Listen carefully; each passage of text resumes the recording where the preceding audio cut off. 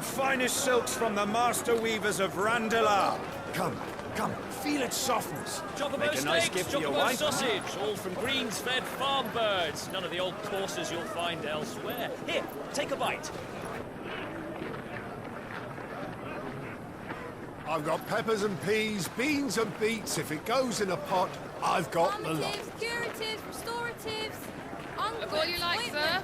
It's all fresh. Picked this very morning. Restoratives, unguents, ointments, poultices. Calmatives, curatives, restoratives. Unguents, ointments, poultices. Might I interest you in a potion, milady? Perhaps a soothing salve to ease the aches of the road?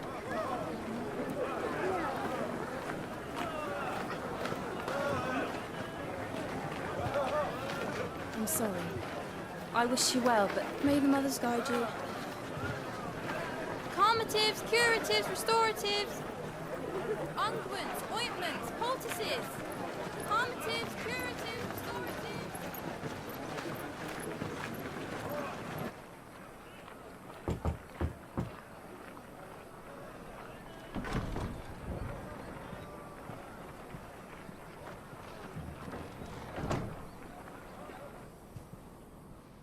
It's good to see you, Sid. What have we learned?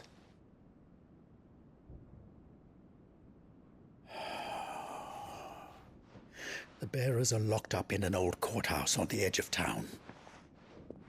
And I hardly need tell you who is there to make sure they stay that way. Kupka's private guard. It's a trap. And not a very good one at that. Another? What does he hope to gain from this? I'll have the captives free before nightfall. You do nothing of the sort. Our comrades didn't give their lives for you to get your throat slit in a god's forsaken slum. So those in the courthouse should be left to suffer. That's not what I said. I simply meant it doesn't have to be you who frees them.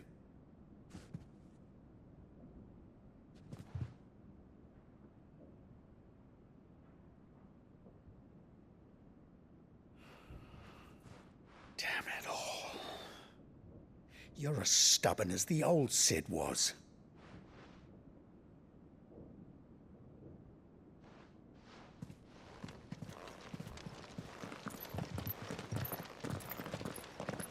Just don't say I didn't warn you. You're Sid now, and if anything happens to him, we're finished.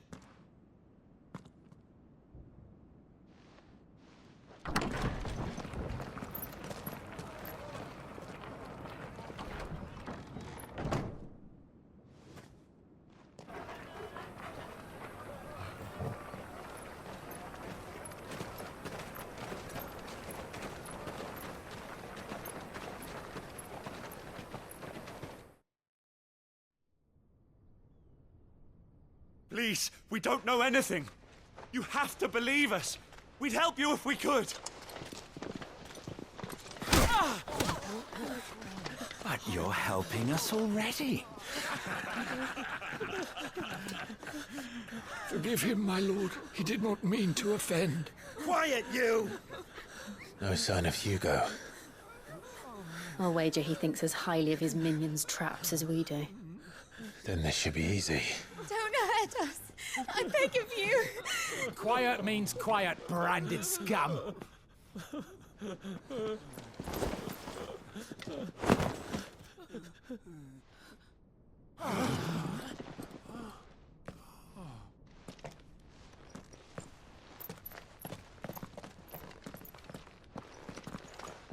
It's going to be all right.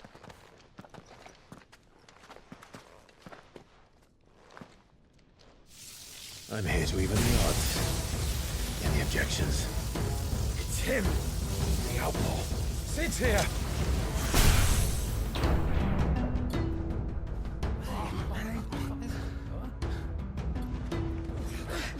Come on.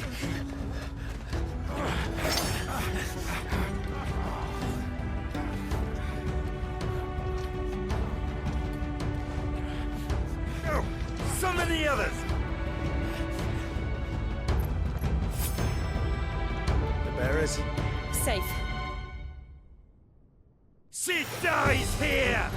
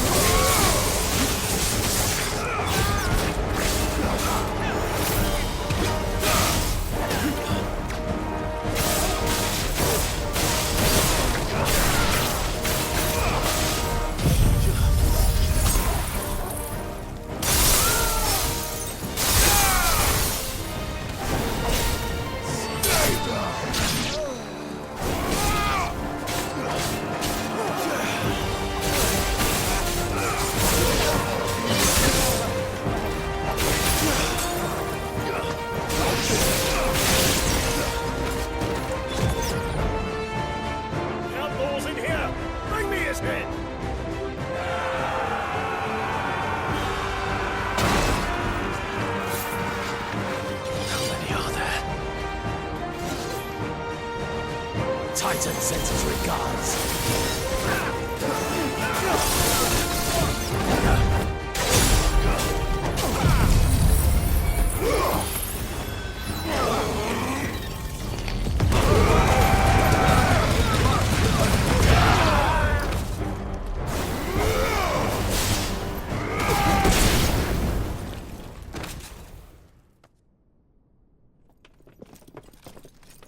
Enough of this! Let him play with the kitten! They brought a pet.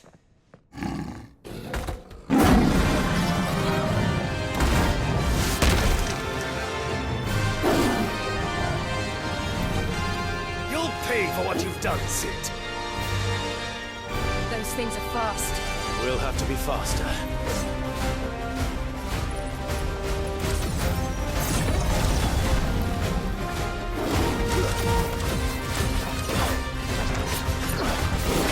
Let's try.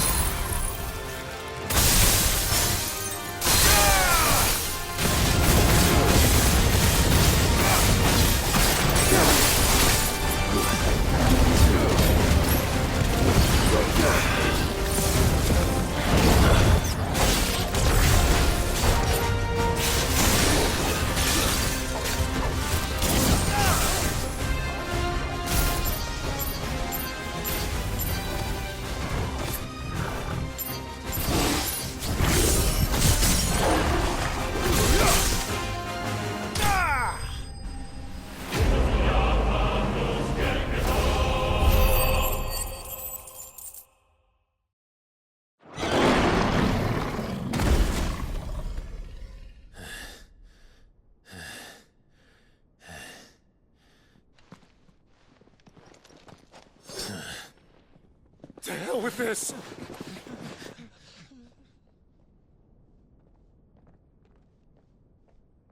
They'll tell Hugo. Let them. There's been more than enough bloodshed for one day.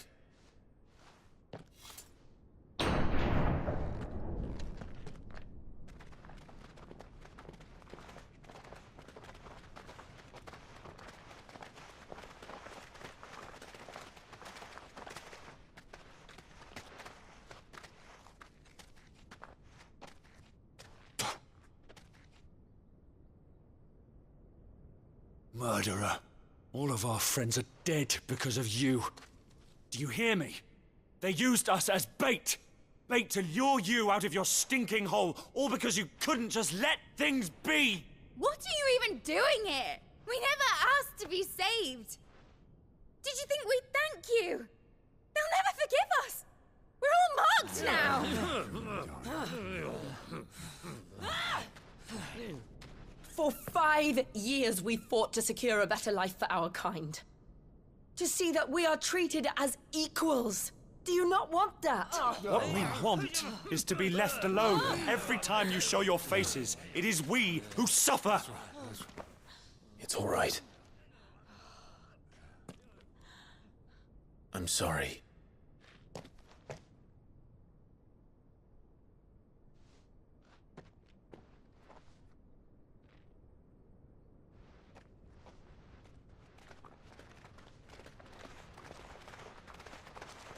Just leave us be. This is our home, and this is where we'll stay.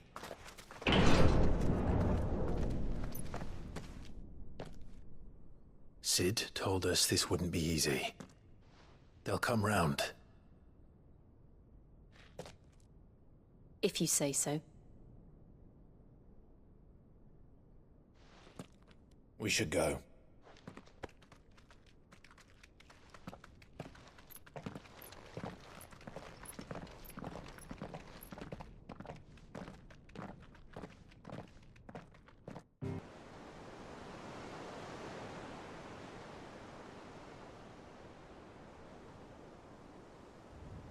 That night 5 years ago, we destroyed what for many was a symbol of hope. For a reason they'll never know. We cannot blame them for thinking us the cause of their misery. Though it's to give them a better tomorrow, they see only that we've made their lives harder today.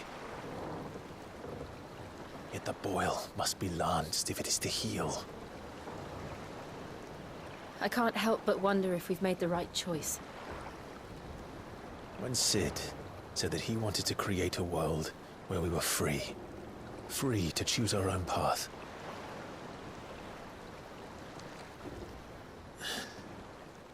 I honestly don't think it mattered to him if that choice was right or wrong.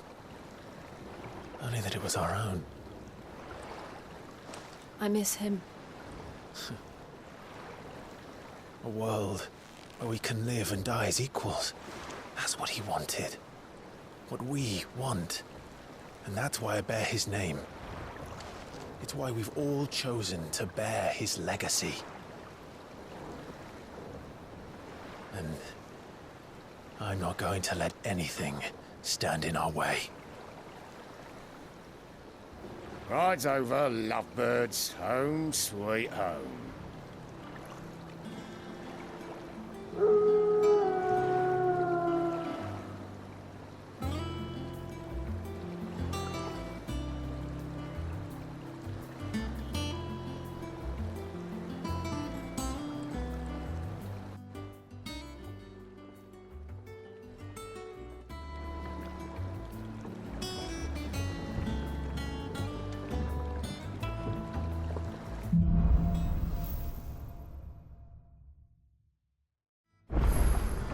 Otto was asking after you.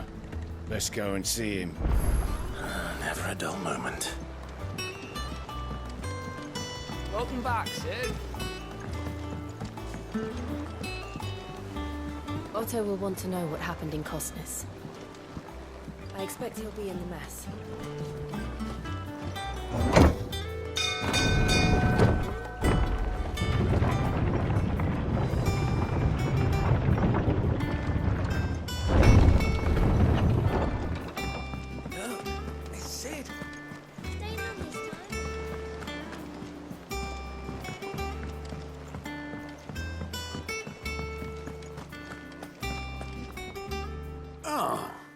There you are, Clive. Word of your adventures arrived this morning. Victor sends his thanks. I doubt Kupka will miss the fools he sent to catch me. Not a single one of the bearers we saved showed any interest in coming with us. No one seems keen to join hands with an outlaw. Any news while we were away? None worth mentioning. Gav's still off keeping an eye on the Republican army. Should be back any day now. Understood. If anyone needs me, I'll be in the map room.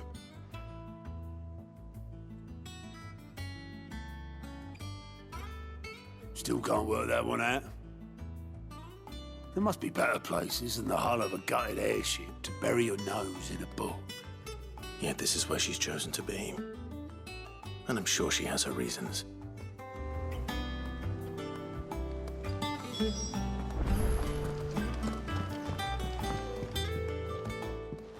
I trust I'm not intruding. Back from your mission? I'm beginning to think your habit of surviving cannot be attributed to luck alone. One might say the same of you, Vivian Ninetails.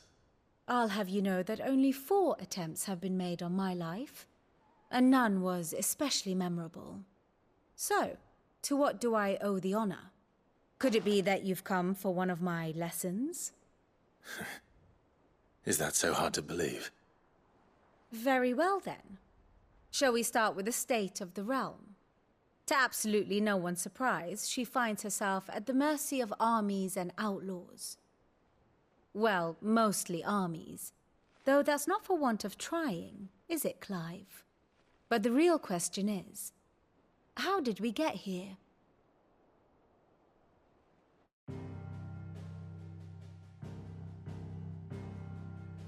Long though Sambrek's dominion over northeastern Storm has endured, recent days have seen the Blight wrest ever more land from her grasp. For which reason she has continued to wage war on her rival across the strait, hoping to claim less blackened pastures. But Odin would sooner pawn his sword than Waloed relinquish Ash. And the Empire pays dearly for every blade of grass bent beneath Sambrequois boots. Little wonder then that Sylvester set his sights on the crystalline dominion, an altogether easier target, possessed of no less ether. It was 5 years ago, while you were busying yourself with the destruction of Drake's head, that the Empire made its move, subjugating its theretofore neutral neighbor. A nation which could legitimately claim to be the center of the world. Certainly, there is no better place to stage an army. From there, the Holy Empire's reach spans the Twins. The non-aggression treaty was the only thing keeping them in check. But if they truly broke the pact without provocation, it is only a matter of time before others reply in kind. The Holy Empire, the Dhalmekian Republic, the Kingdom of Waloed, and of course, our friends in Yaran. Who will be left standing, I wonder, when the last drop of blood is spilled?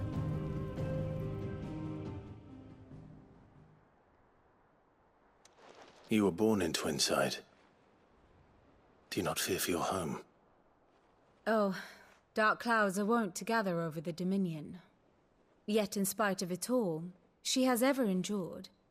And when the storm has passed, I am confident she will remain. Now, as to the matter of payment for today's lesson, complete a simple errand for me and we shall consider ourselves even. Even? Right. Return this volume to old tomes in the shelves. Tell him it was, adequate. I suppose it wouldn't hurt to visit our resident historian. Lawsman Harpocrates. Now that is a name I have not heard for a long time. So long, in fact, I had half forgotten it was mine. Welcome home, Clive. You were missed, as always. I believe this belongs to you. Vivian asked me to return it.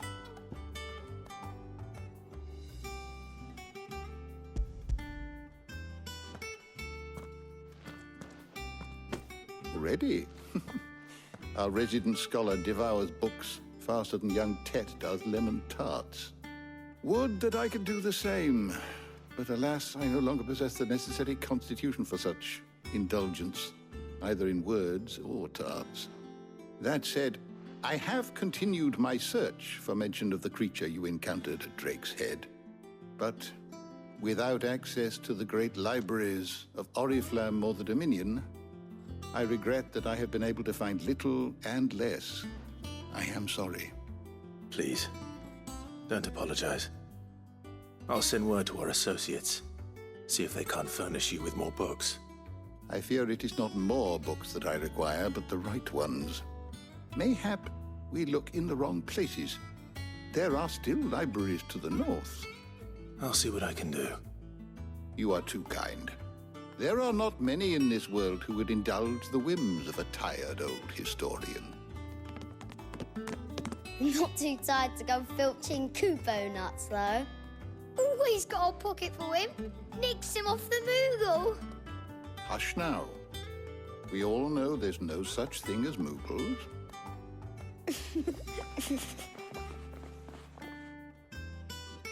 The twins seem well. Aye. Yet they laugh far too little for one so young. The loss of their parents weighs heavy on them, however well they hide it.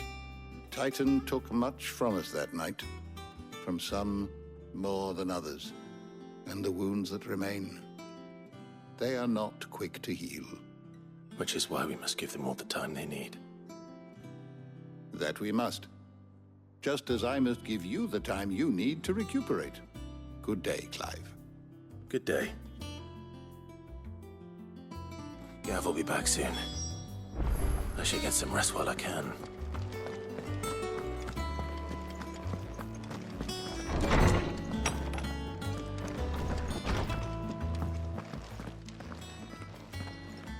Not back a blink and you're already off solving everyone's problems. It looks good, Clive. Goes well with the scowl. I'd had that brand for so long. I'd forgotten what life was like without it. What it was like to be myself. And it's all thanks to you, Talia. The scalpel did most of the work. Ah, before I forget, a rider was here with a letter from Gav. Otto left it on your desk. Not a Stolas. All right, I'll have a look. And then you get some rest.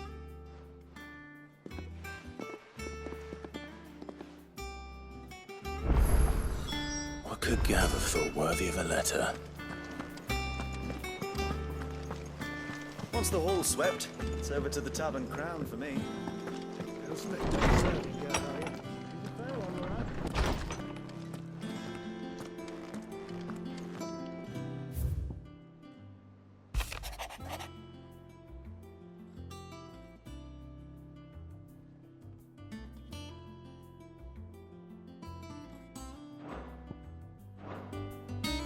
What does Gav have to say? The Republican army is on the march, leaving Randalar in Hugo Kupka's charge. With him and his men occupied with the defense of the capital, they're less likely to trouble us. Good news, then. It's more than that. This is our chance, the one we've been waiting for.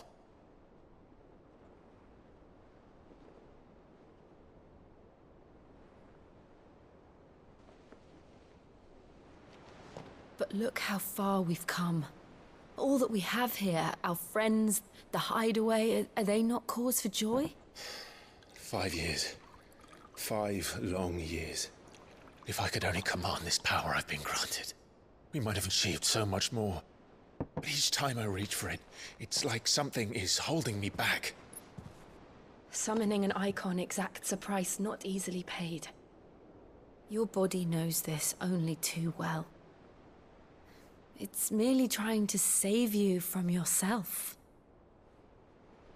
And every burden I cannot bear falls to you. This mission of ours has made me question everything I thought I knew. But one thing has become abundantly clear. The crystals take more than they give. In exchange for momentary comfort, we must endure a lifetime of pain. War after war, loss upon loss. And now? Now they rob us of our very homes, leaving naught but dust and ash. But you're trying to change that. We're trying to change that. And to me, that's no burden. I know, but... Try not to forget. We're only here because Joshua gave us a second chance. It would be a pity to waste such a precious gift.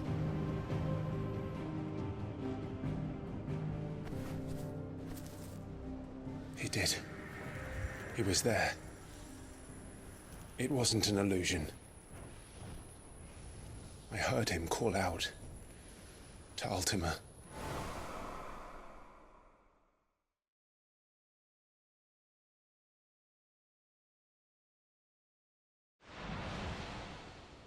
If Joshua is still alive, he'll be looking for that thing. Do you think he will ever come back? I know he will. And we must be ready when he does.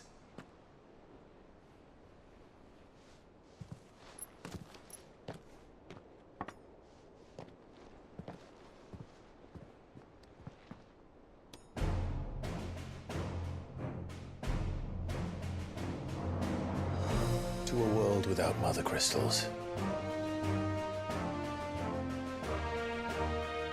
To Sid.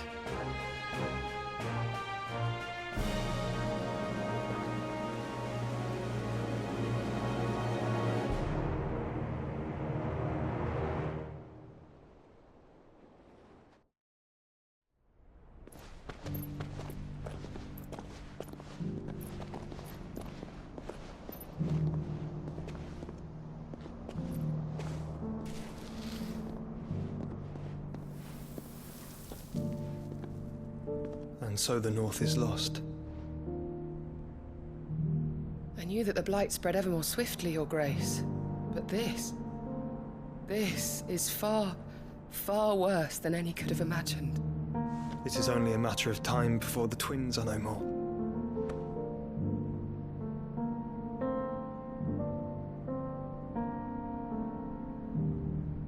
The world marches ever closer to its end, and here we chase shadows. Tell me, brother, are our efforts in vain?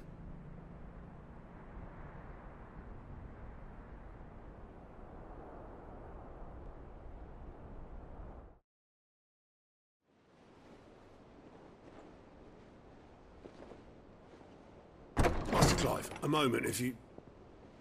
my apologies, I didn't mean to... intrude. Not at all. We were just discussing strategy. Speak freely, Otto. It's Martha, from the inn. She's gone missing. Anyway, I'll be in the mess when you've finished. Very well.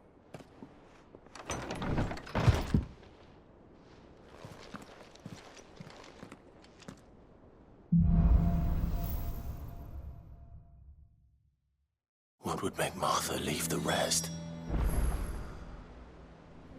What do we know, Otto?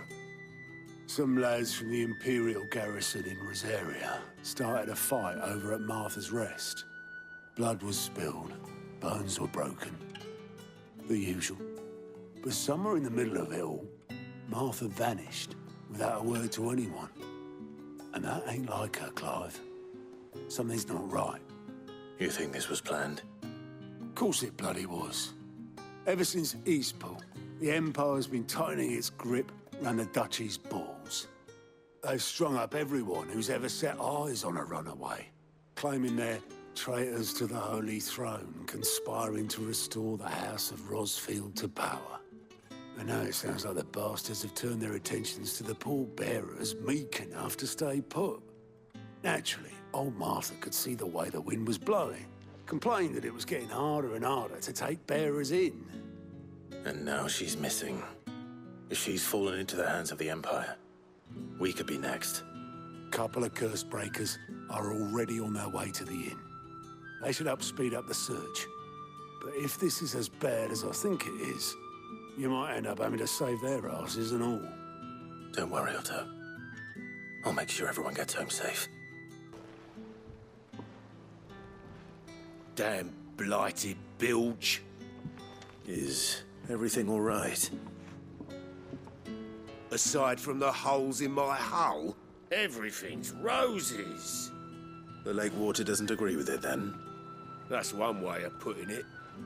And unless you got some grand scheme to suck the black from the lake like we do in the atrium, that slurry will keep eating away at the timber like young Tech does our lemon tarts. Suppose a coat of pitch might stave off the rock for a moon or so. Assuming we had any pitch, which we don't. Not any bloody more. Doubt the old tub's got more than a dozen runs left in him.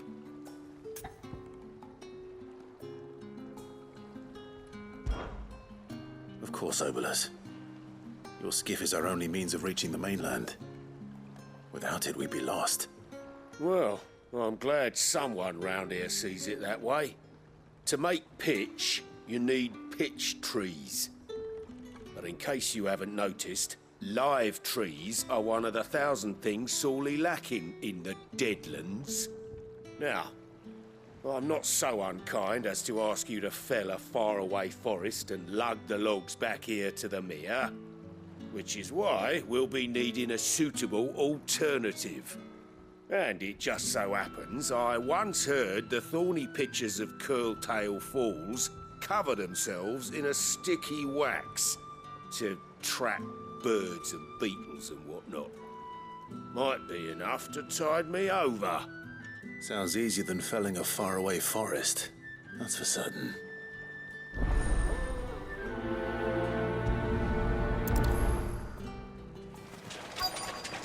Easier than felling a forest, I said.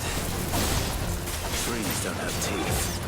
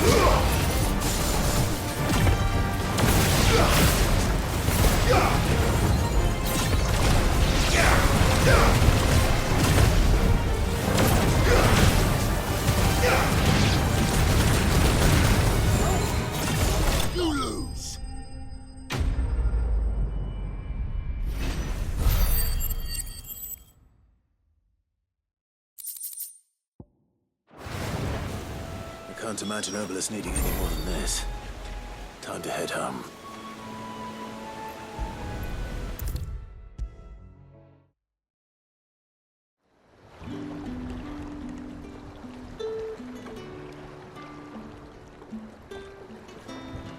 Well, did you find me some wax?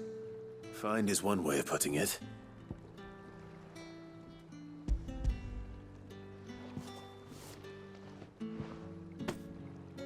Ugh!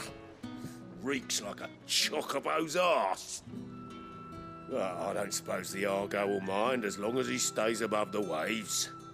Argo? So your boat has a name? I didn't know. Yeah. Same as me old man.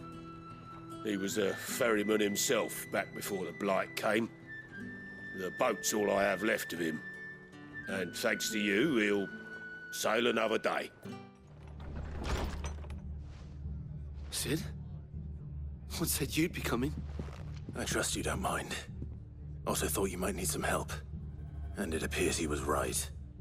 You, could say that, yes. They're saying the Imperials descended like a storm.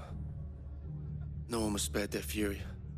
Martha tried to step in and calm things down, but all our efforts got her were a pair of iron shackles and a hard march. Any idea where? Judging by their tracks, they headed towards Sorrowwise Bay. To the Abbey, sheltering Martha's bearers. The bastards. Jill and I will go after them. You take care of the people here. We will. But, before you go, one of the locals heard something. He said the soldiers were talking about a culling. I don't know how big this is, but it doesn't sound good. Be careful out there, Sid. You do the same.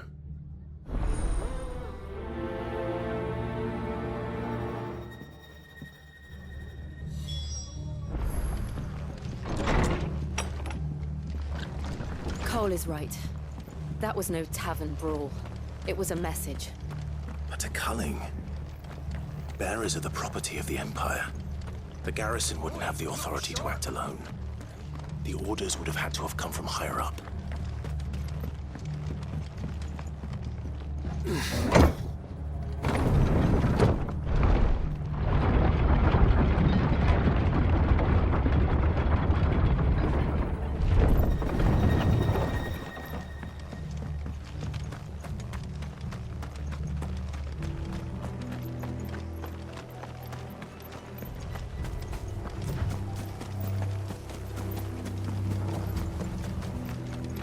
Look.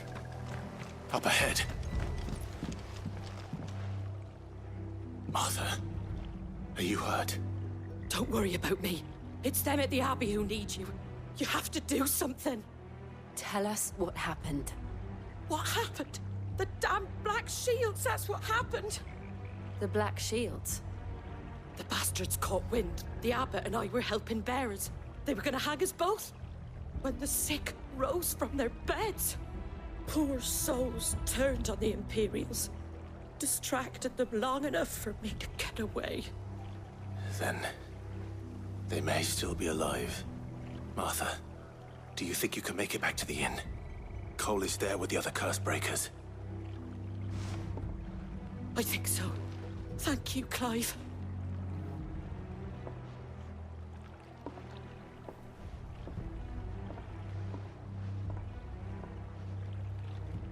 Black Shields. Is this some sort of twisted joke?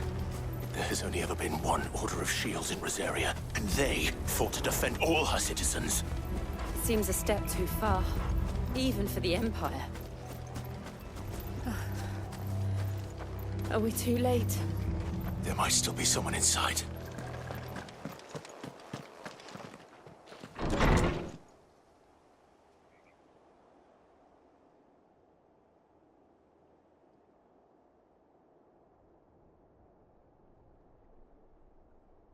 No.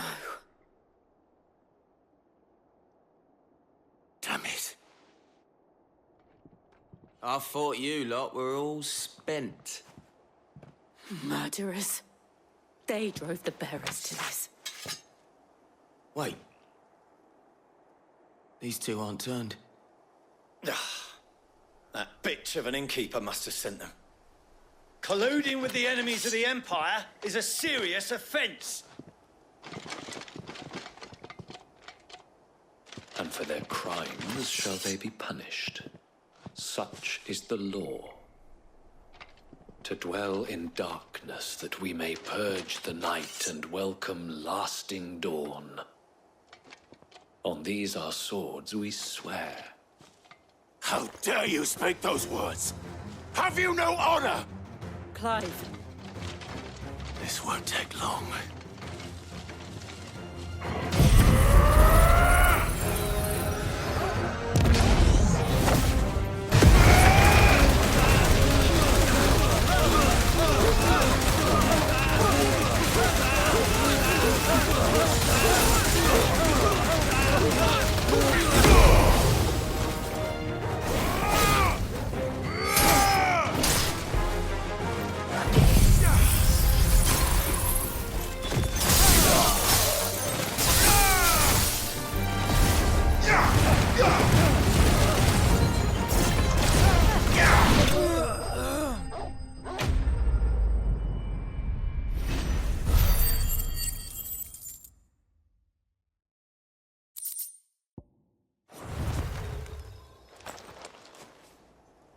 Is that all of them?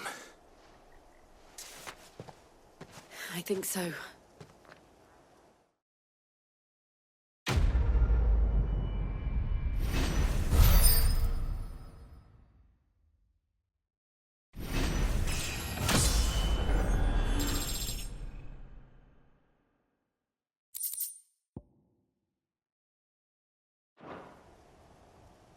I didn't see the abbot. He may still be alive.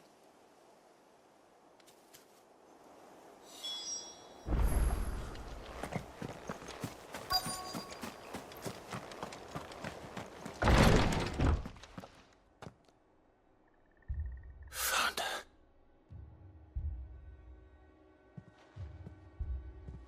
The abbot.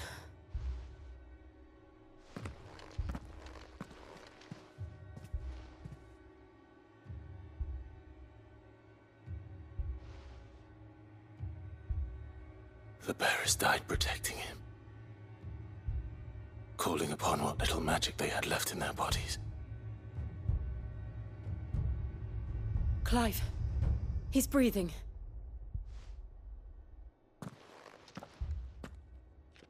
We're friends of Martha. We're here to help.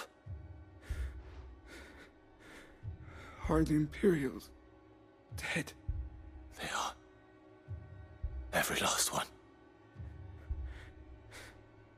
If only that were true.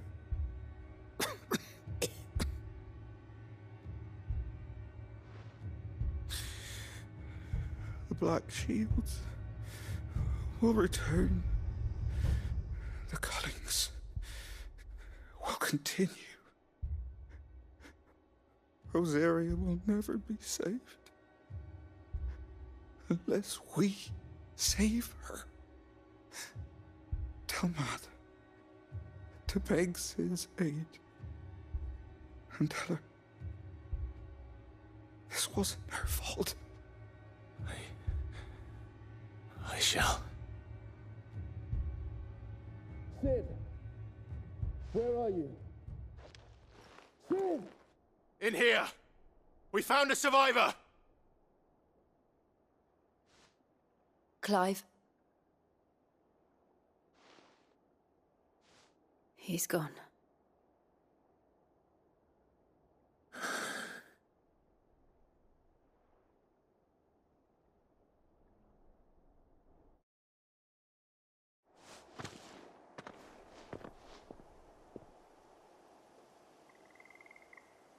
We've laid the abbot to rest.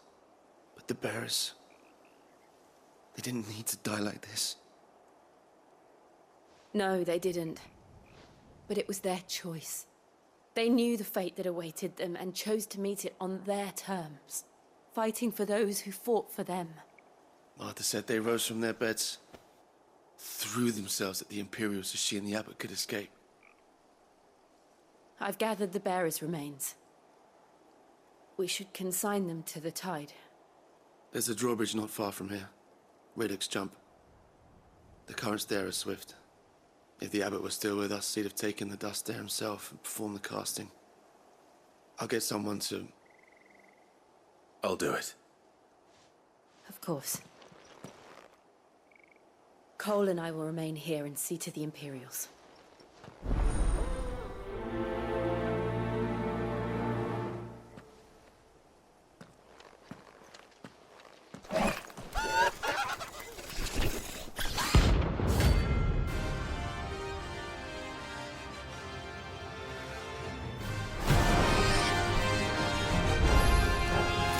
Spotted us, Torgal? What am I saying? Of course it has. It's a floating eyeball.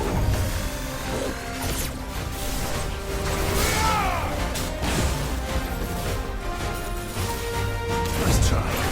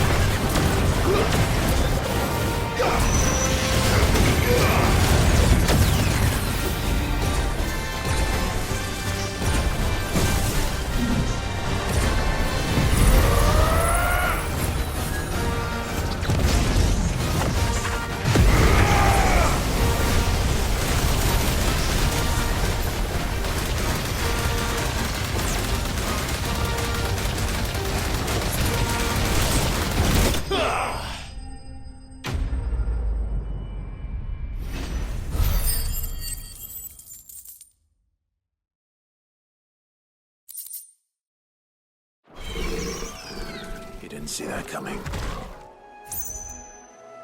That must be the bridge.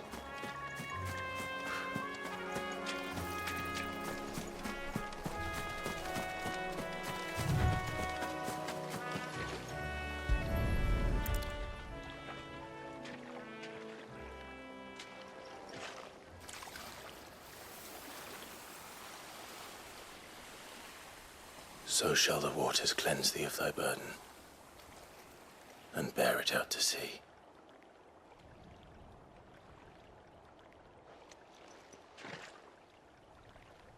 And now they are truly free. I hope so. What of the Imperials? A pyre was made. It's more than they deserve. We should go back. Cole is worried about Martha. All right.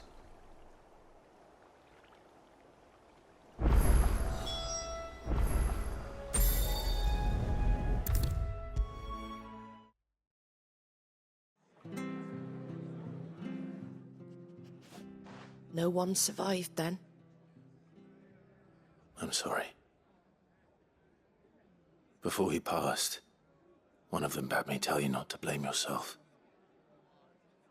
Doesn't mean I won't. Doesn't mean their blood's not on my hands. Cole said you cast their remains. That was good of you. But it should have been me. This was all my fault. How? You couldn't have known. But I did. And I turned a deaf ear to the warnings like the fool I am. The rumors started moons ago. Of black-clad devils descending on villages in the dead of night to slit the throats of sleeping bearers. But I assumed it was all just nonsense concocted by the Empire. Nothing but a ghost story meant to make folk think twice about lending a hand to a fugitive bearer. And in ordinary times you would have been right. What these Black Shields are doing is unthinkable.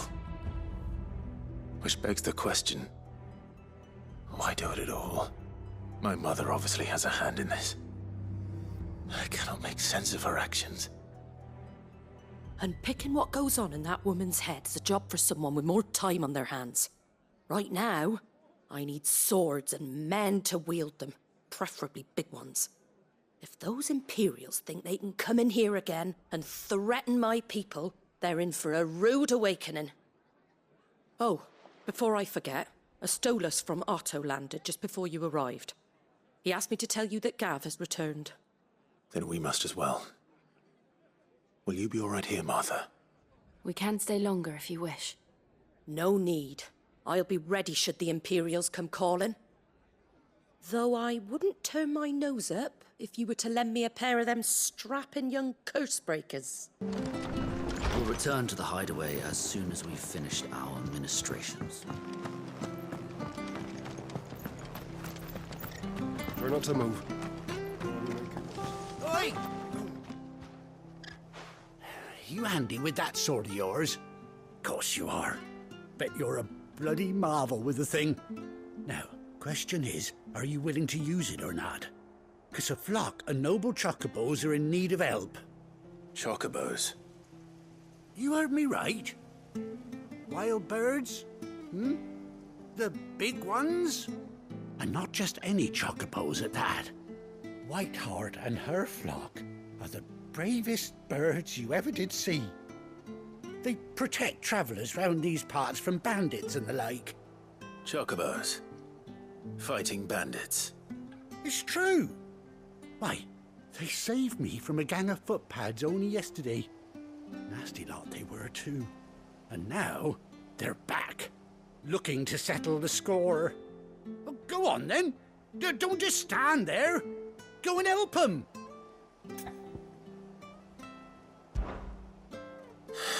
All right. There's a good lad. Where can I find these chocobos? I saw him cut across the way over yonder. The rotten scoundrels were driving the poor things towards the old dock. It's a dead end, that is. You save Whiteheart and her flock, you hear me? There ain't a pluckier bird in all the world. She's a hero to us locals. And don't worry, you'll know her when you see her right enough. I'm sure I will. And good luck to you. And give those no-good bastards a hiding from me.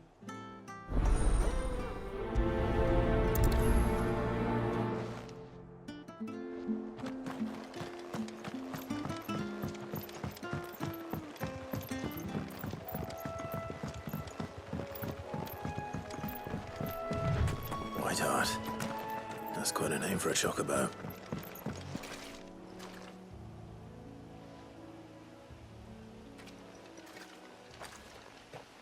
A white feather. I thought Ambrosia was one of a kind. Speaking of brave birds. Looks like they went that way.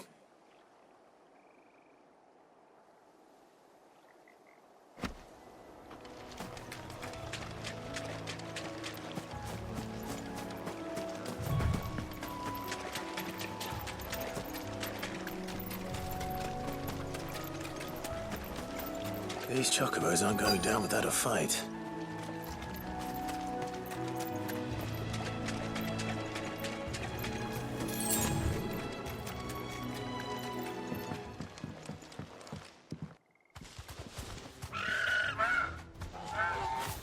We got you cornered, Feathers. You didn't think you'd seen the last of us, did you? You've been bad for business. But I reckon someone will pay good coin to mount your head on their wall. Not around here, they won't. Oh. And why's that, eh? Because she's something of a hero in these parts. You hurt her, and I hurt you. Piss off. Or better still, how about we hurt you both? All right then. But don't say I didn't warn you.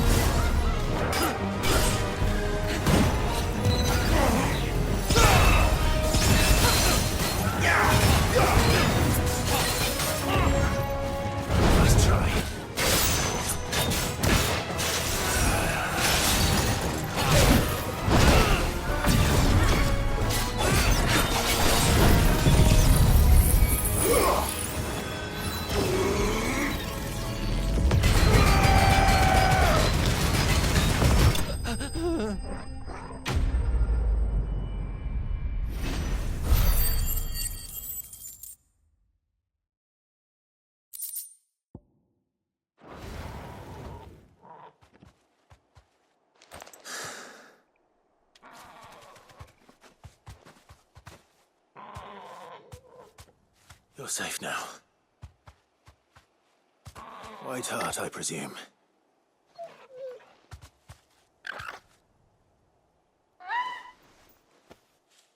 Do you know her, boy?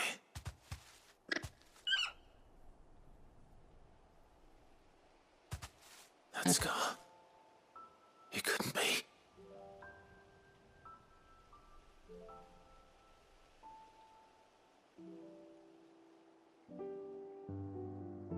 Ambrosia.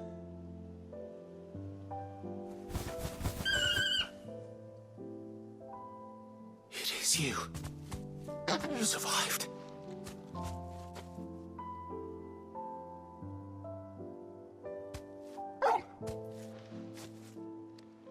And you found yourself a flock.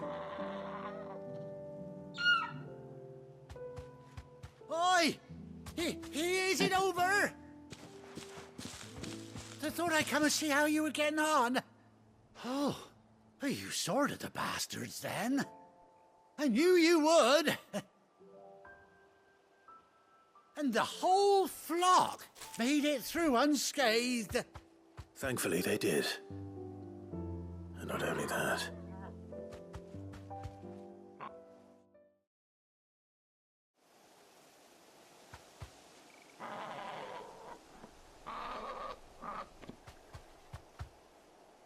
Well, I'll be. I never stopped to think our hero here might once have been someone's mound. Though I dare say she'd suit a fine fellow like yourself. Reckon our feathered friend must have learned a thing or two from her master. Kind-hearted warrior that you are. Bird like her would have cost a princely sum. You born a lord or something? Well, Oh, no, sorry. I didn't mean to pry. Don't matter who you are. You done right by me. What is it, girl? She wants her master back, I reckon.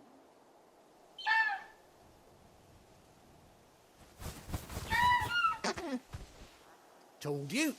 And it seems her pals agree. Is that it? You want to come with me? Well, bugger me if this ain't a heartwarming sight. The lads down the stables will be hearing about this tonight. Oh, stay right where you are.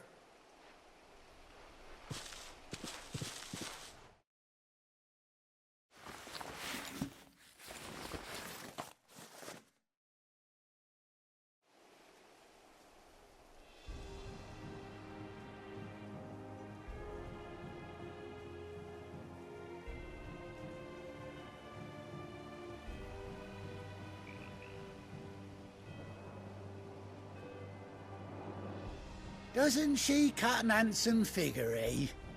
She does indeed. How much do I owe you?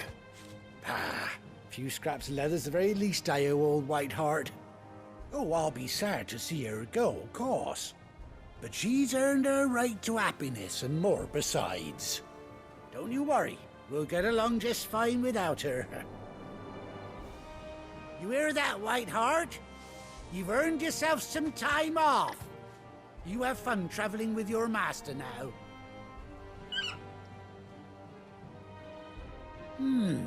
You seem awful familiar now I get a proper look at you. That's it. When those chocobos swarmed my cart on the road, didn't you? No, that can't be right. That fellow was a bearer. Must have been my double. Oh, must have been, eh? Oh, that'll be the excitement getting to me. Silly sod that I am. Pay me no mind. Anyhow, best be on my way. Good luck to the both of you.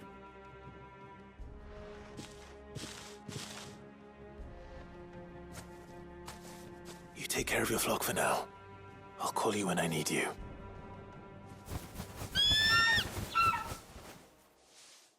Now, where's Gav?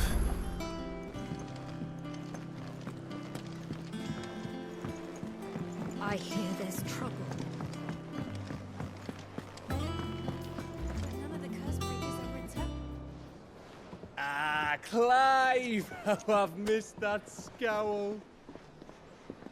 Where's my report? What, no kind words for your old pal Gav? If it's kind words you're after, you're fishing in the wrong barrel. Now sit down, you fool.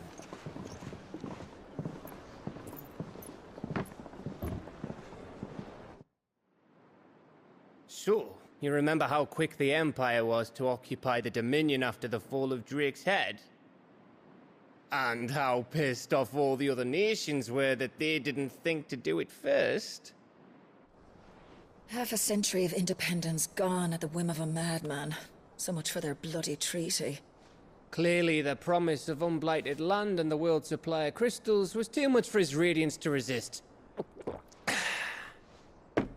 And now the Republic's finally decided to follow suit, using liberation as an excuse to declare war on Sambrek. Lined up right outside the Dominion's gates as we speak, looking to starve the Imperials into submission. And now all eyes are on the Strait of Aether. Well, the two nations beat their shields. The rest sharpen their daggers, ready to set upon the war-weary victor. They'll never see us coming. It's time we moved on the Mothercrystals.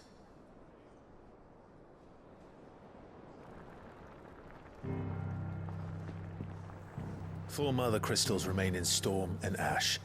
Drake's Breath near Ironhome. Drake's Fang in Dhalmekia. Drake's Spine in Waloed.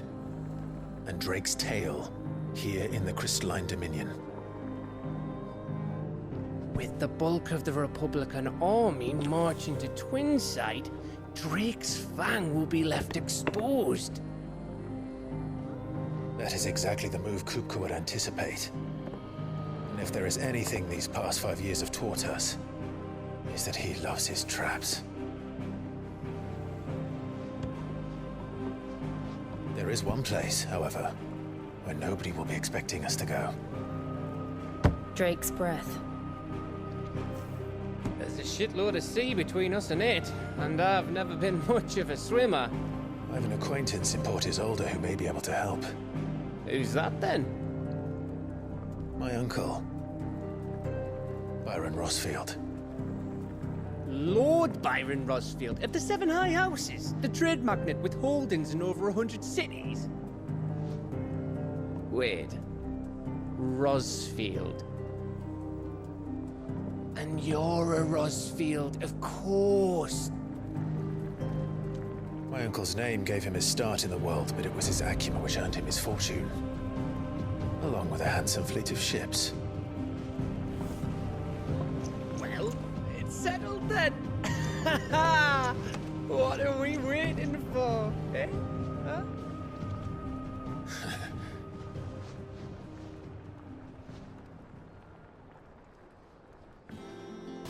Sid, I was hoping to speak to you.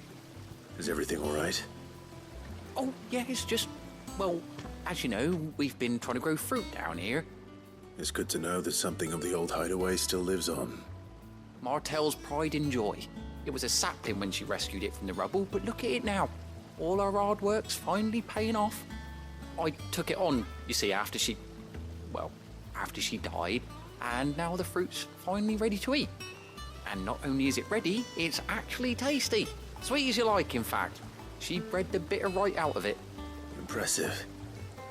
And welcome news to more than a few, I'd say. I thought this first harvest could go to the curse breakers, on account of all they do for the hideaway. You couldn't take them some, could you? Seems better them coming from you.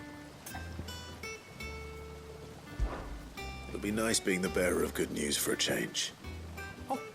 Thank you. She always had a soft spot for that lot, see? And once they've had their share, I'll see to it that everyone else gets some. Here you go. Martel apples, they're called, in honor of her memory. You hear that, Martel? Today's finally the day.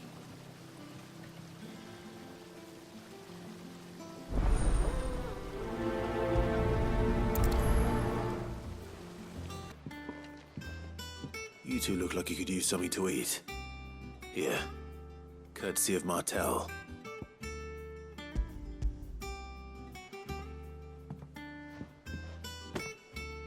Martel. Now, where have I heard that name before? Weren't she the girl from the Furrows? Course she was. An odd sort, that one. Loved plants more than people. Aye, and brave as a bane might. Remember when she ran back into the hideaway to collect them trees when Titan attacked? Wait, These aren't those apples, are they? Well, I'll be. She'd have been proud, and rightly so. Thank you, Sid. A gift from the backyard. For your service.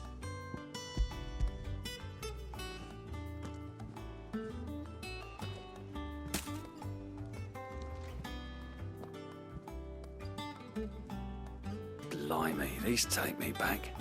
I haven't seen a hideaway apple since.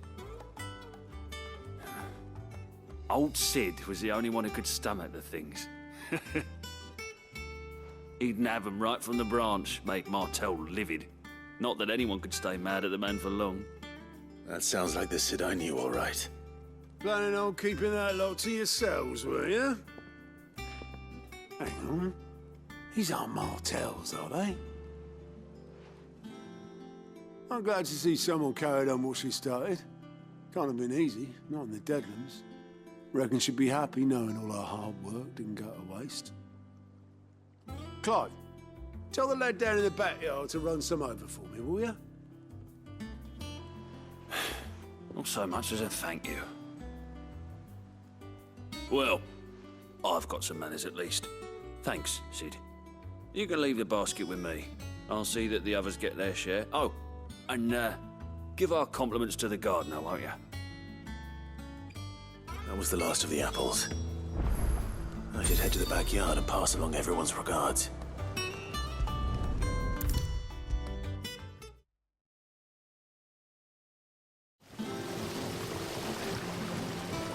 The Cursebreakers sent their thanks. And their compliments. They were clearly very fond of Martel. They remembered her.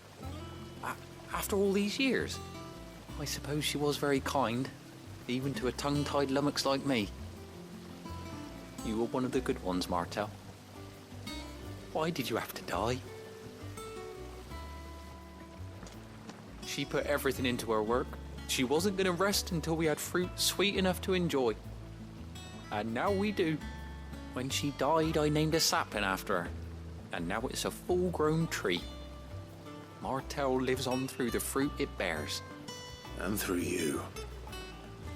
Her dream would have died with her, had you not kept it alive. That's something to be proud of. I didn't do anything really, but thank you. You're kinder to me than I deserve. By the way, Otto's expecting some of your crop. And I wouldn't mind some of it either, if that's not too much to ask. Of course not. I'll see that you're both well provided for. They like your fruit, Martel. Isn't that wonderful? I'd say it's about time we planted you some siblings, don't you think?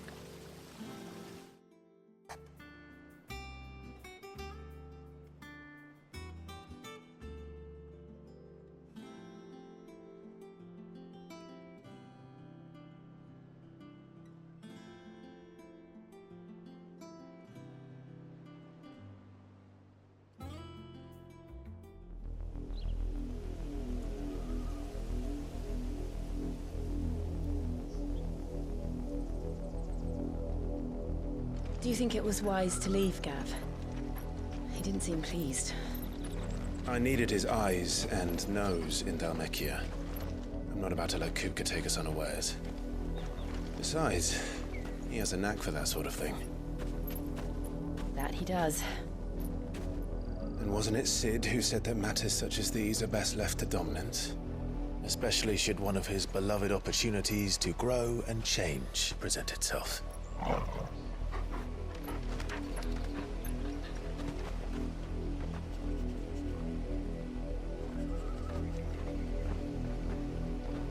I always knew that I would return one day. Return to Ironhome. For what?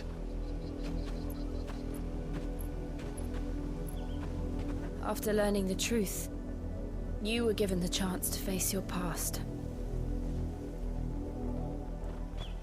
If I am to continue at your side, I must do the same.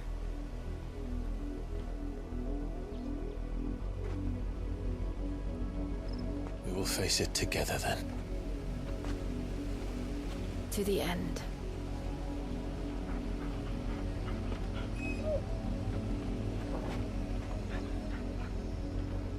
Come on.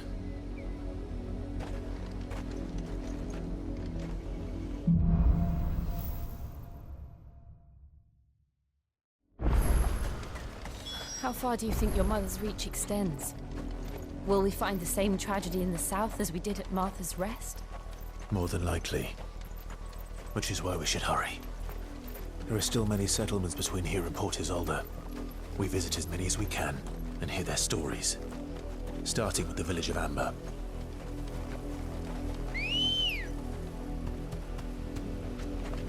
Let's go.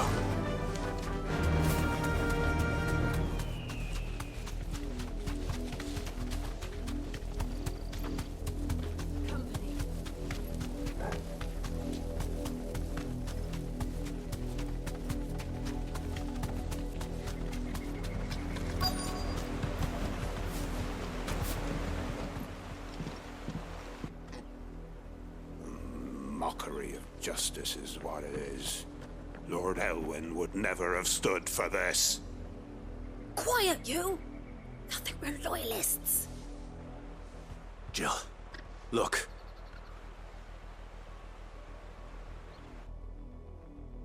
Rosaria must be cleansed of the stain which befouls her, that she might rise once again from the ashes to welcome a new dawn. 'Twould be a pity to make examples of you all, for the transgressions of but a handful. Of course, your lordship. You shall have our full cooperation.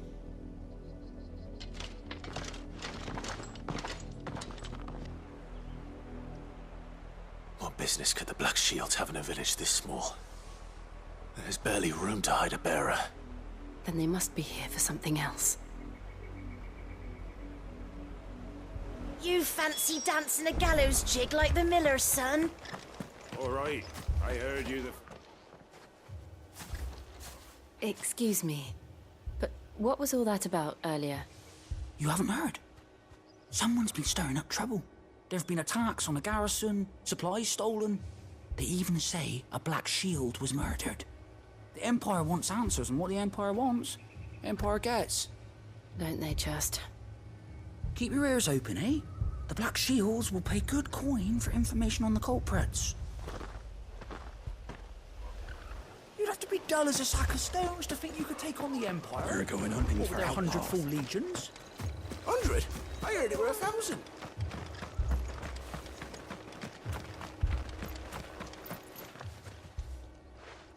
You seen them, didn't you? I'm sorry. The Black Shields. Just now. You seen them, didn't you? At least I think they was the Black Shields. Can't say I ever saw one before. Was this the first time they visited the village? But what do you think? Amber's the arse end of nowhere. And they thought we might be harbouring firebrands. Huh. If only we were. I might have turned them in and become a Black Shield myself. You don't think these firebrands the Empire is looking for could be us, do you? I don't know. How'd you get it? But we need to find out.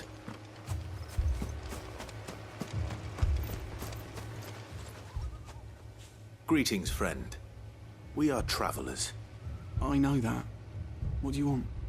We couldn't help noticing those Imperial soldiers who were here earlier. Don't you go telling these strangers a thing. I speak for the people of this village, and we have nothing more to say to you. You are to leave Amber and never come back. May I at least ask why? I don't know who you are or what brings you here, but your presence puts us all in grave danger. The Empire is a harsh master. Its demands are great, and it's just as swift. But as long as we keep our heads down and pay our tributes, we are left alone. Some might call it submission. But if it will spare my people the Viceroy's wrath, then I will gladly submit. This village will not become another East Pool. Then we shall be on our way.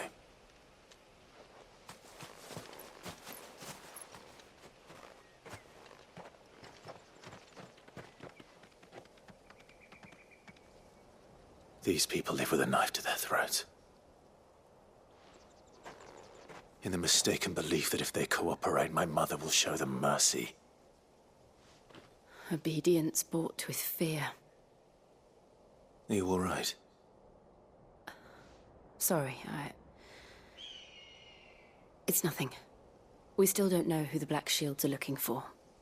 Well, whoever they are, the Imperials deem them worth pursuing to the back of beyond. But other than Martha, who else in Rosari would have the courage to stand against the Empire? A new ally would certainly be welcome. Can we find them before the Imperials do? Perhaps the next village will yield more answers. Perhaps.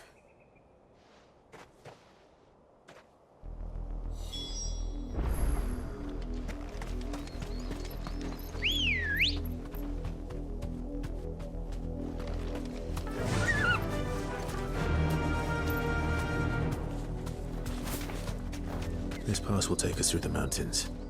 And directly into the path of whoever or whatever lurks here.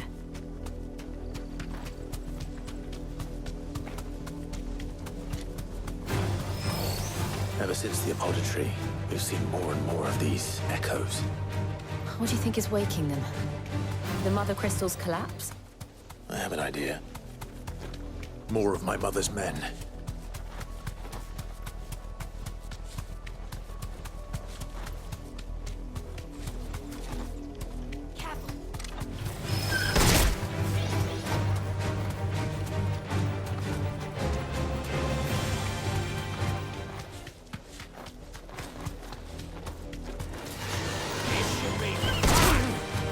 Thanks, Gal.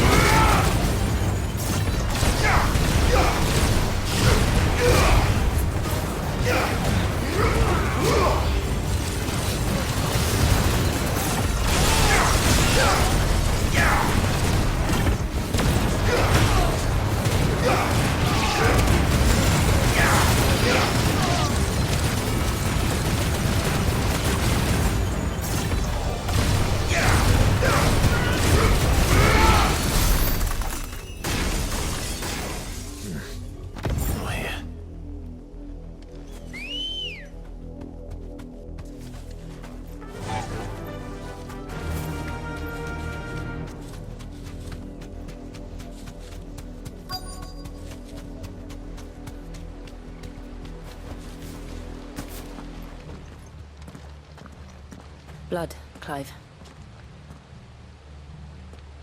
And still wet.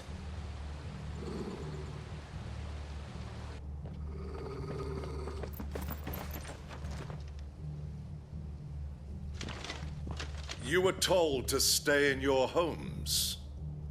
The Black Shields. You know who we are. And still, you would bear your steel. Why then, we owe you our thanks. You have saved us the trouble of an interrogation. To dwell in darkness, that we may purge the night and welcome lasting dawn. On these, our swords we swear. Say that again. I'll show you a true shield of Rosarian.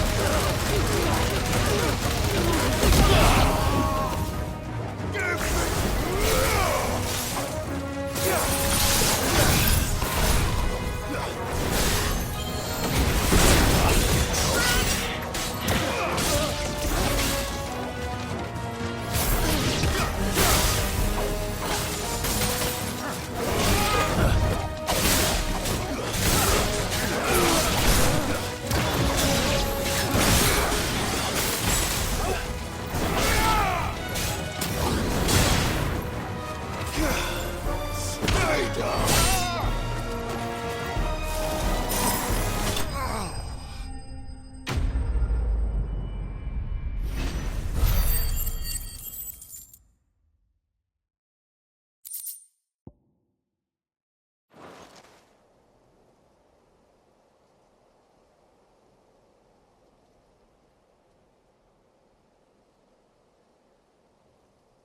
Tell me what I want and the end will be swift. Who are you looking for? Why, you... We come bearing a message. Your friends have been found. The branded you freed from our camps. They await you in Ordeal. Guardians of the Flame.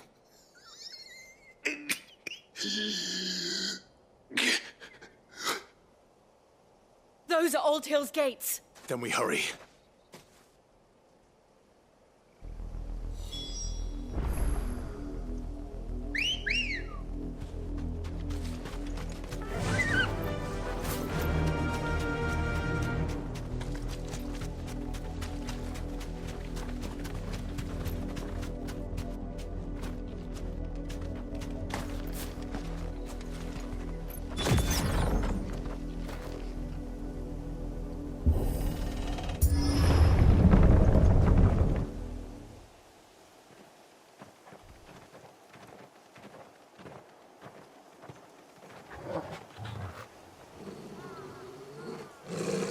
Find something, boy. Death.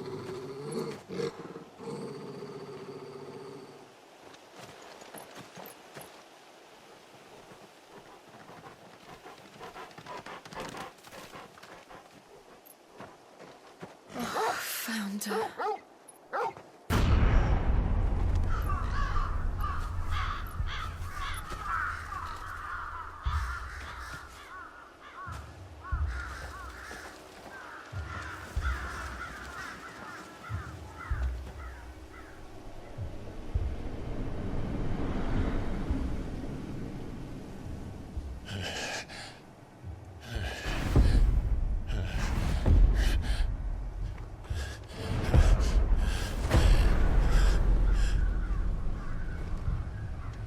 This was my mother's doing.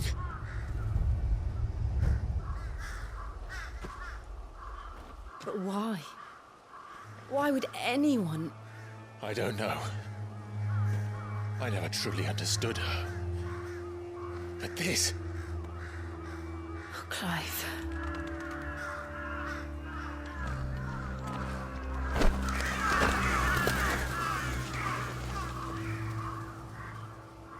I will learn what madness drives her, and I will end it.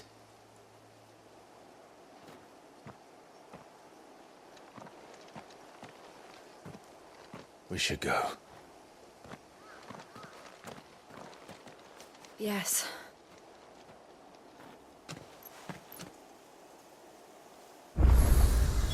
We can't leave them here like this. We won't. But if the Black Shields have made it this far south, they may already be in Port Isolde. Ambrosia won't help me here.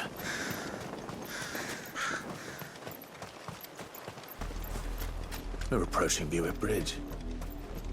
Though I doubt the Empire would let us cross over to Rosalith.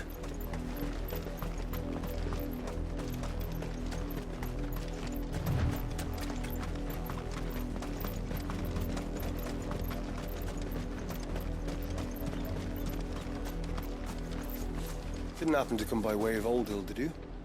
Saw some Imperials clad in black making for the docks just the other day. The next morning. I did, Mummy. We could hear them shouting from down the road. They tell us there's a curfew, but they're refusing passage. They're all Rosarian.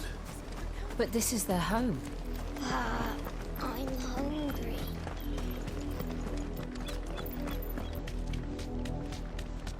The Lazarus. What happened to this place? My mother happened. The nobles who lived here didn't stand a chance. Let's hope my uncle fared better.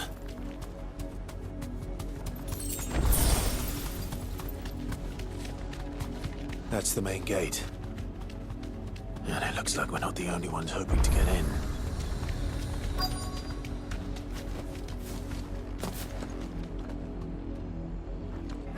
Let us pass! My children are starving! Have mercy!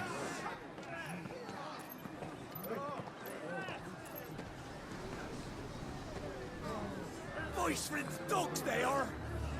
You can't ignore us forever! Let us in, or we'll die on your doorstep! Better out there than in here! Oh, good enough for everything! Fuck off! Hang the chinless bastards! Those crystals belong to us all! I said, where were you, filth? Back to your sties! Cut you down where you stand! Destroy it! No chance of slipping through unnoticed. We'll need to find another way in.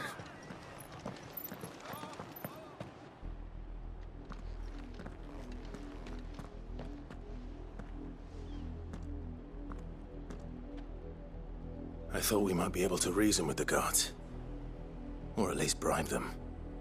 I suspect everyone in that crowd thought the same. Was that the only way in? Officially, yes. Strictly speaking, no. My uncle once told me that the nobles had tunnels built, so that they could visit town without having to walk amongst the rabble. But Lazarus...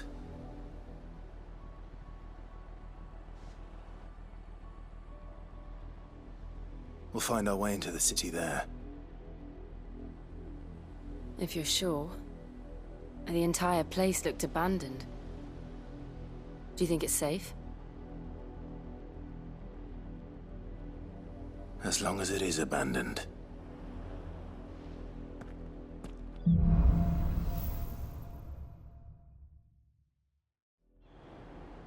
The good news is we haven't seen a single black shield since Old Hill. Maybe they found who they were looking for.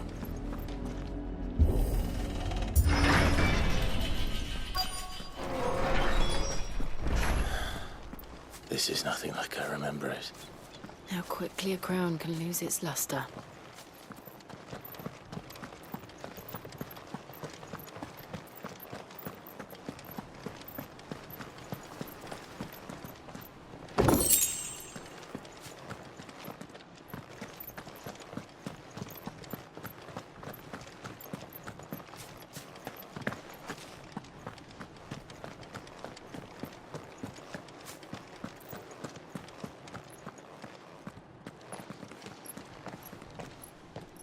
Not abandoned, then. Oi! Visitors!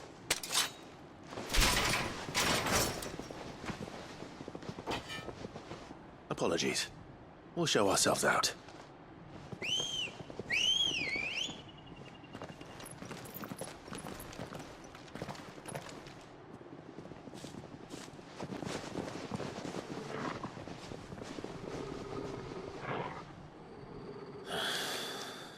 Not.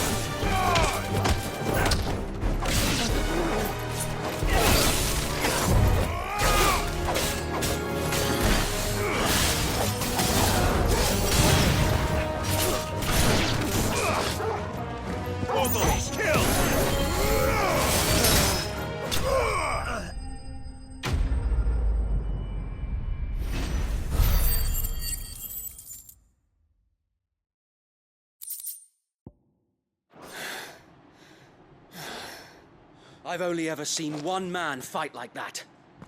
And he's long dead. Then perhaps it's time you joined him. The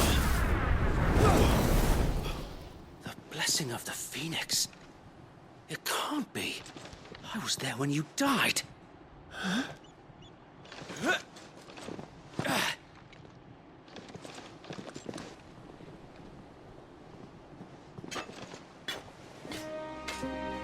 Forgive me, my lord. I knew not whom I addressed. You have naught to fear from us. Founder, it really is you. It is. So wait.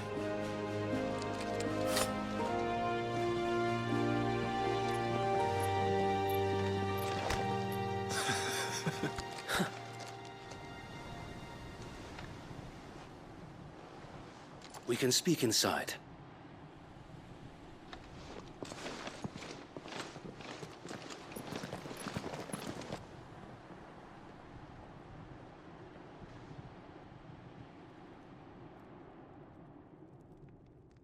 And those who wouldn't bend the knee?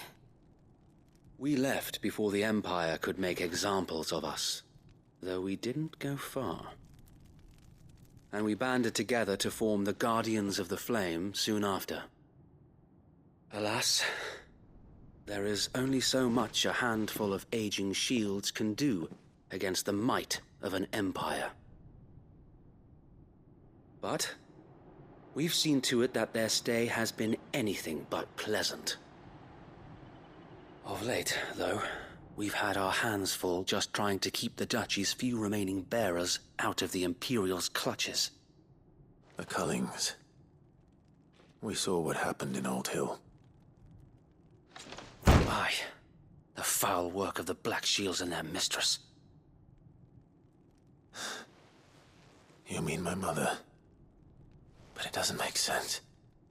Even knowing what I know about her. Her hatred for bearers was no secret, but she wouldn't have been ignorant of their value to the realm.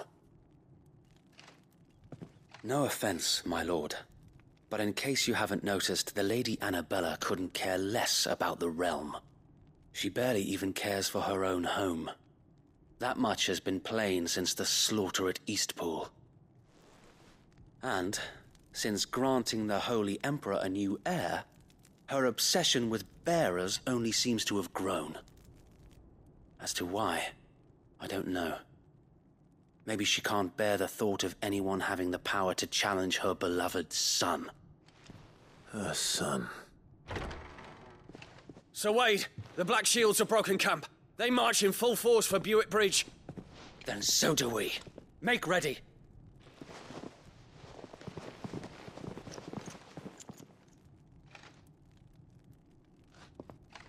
This is their main host.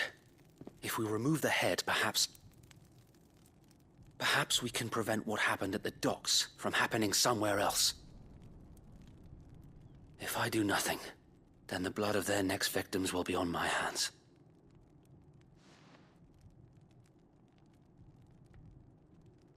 Yours and ours. We too have witnessed the crimes these men who dare call themselves shields have committed in my mother's name. It cannot be allowed to continue. We must put a stop to this madness. We must. So let us go with you. For the good of Rosaria. I was hoping you'd say that. Very well. If that is your wish, I would be honored to serve at your side. And we at yours. So, Wade, let us do our duty. With pleasure, my lord.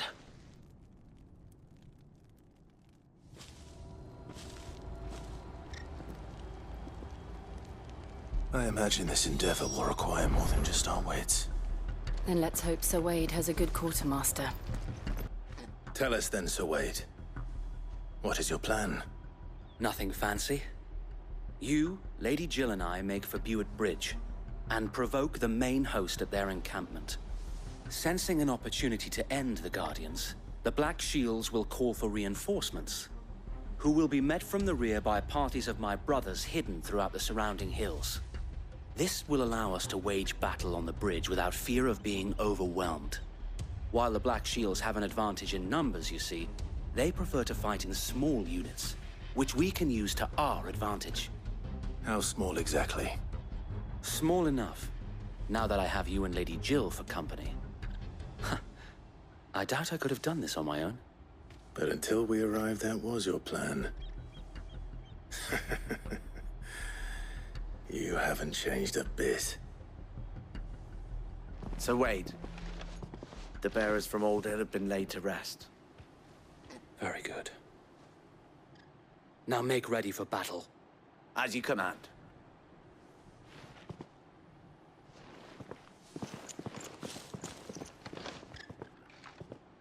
Thank you, Sir Wade. Perhaps now they will find peace. There is but one thing which will grant them peace. Putting an end to the Black Shields. And so we shall.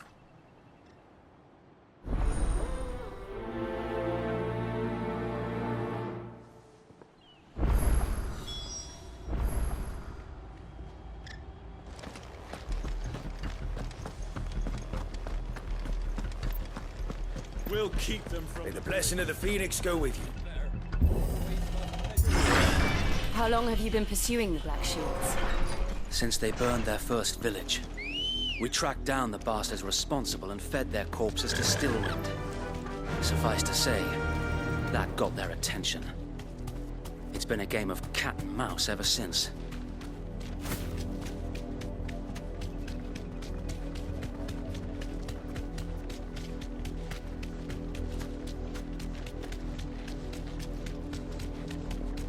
Look at me sideways. Come along now. The bastards are looking at you. There they are. On your command, my lord.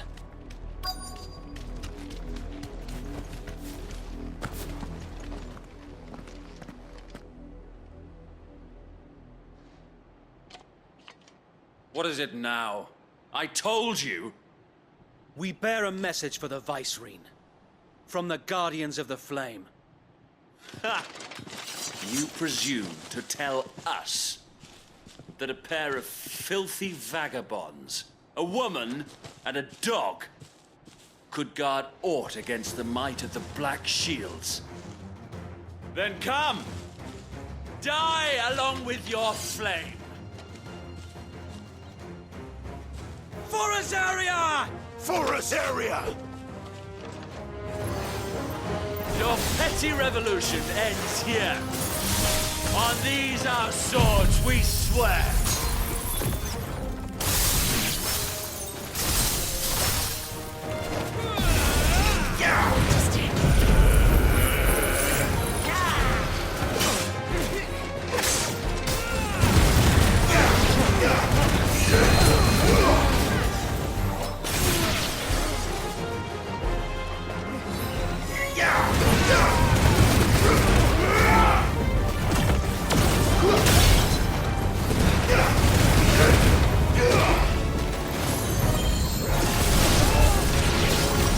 Bloody hell! Reinforcements from the far bank! Another wyvern to fight their battle for them.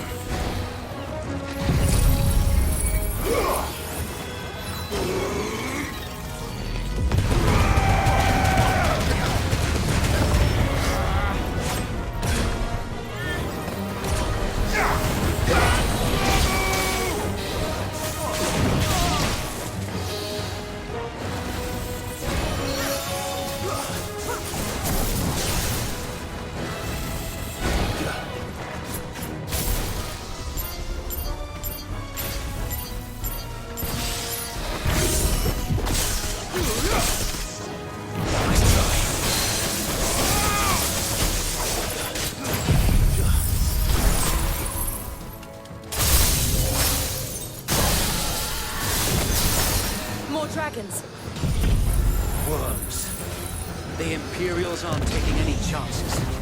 I can't see them flattened.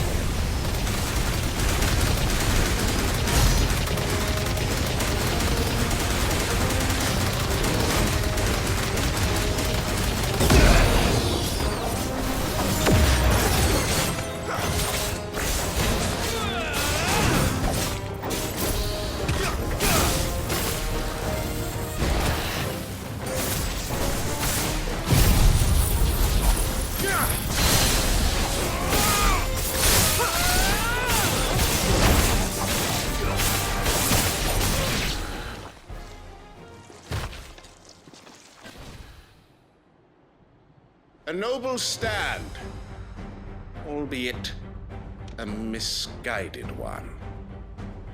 In taking it, you have but proven our point. That this land is in dire need of cleansing.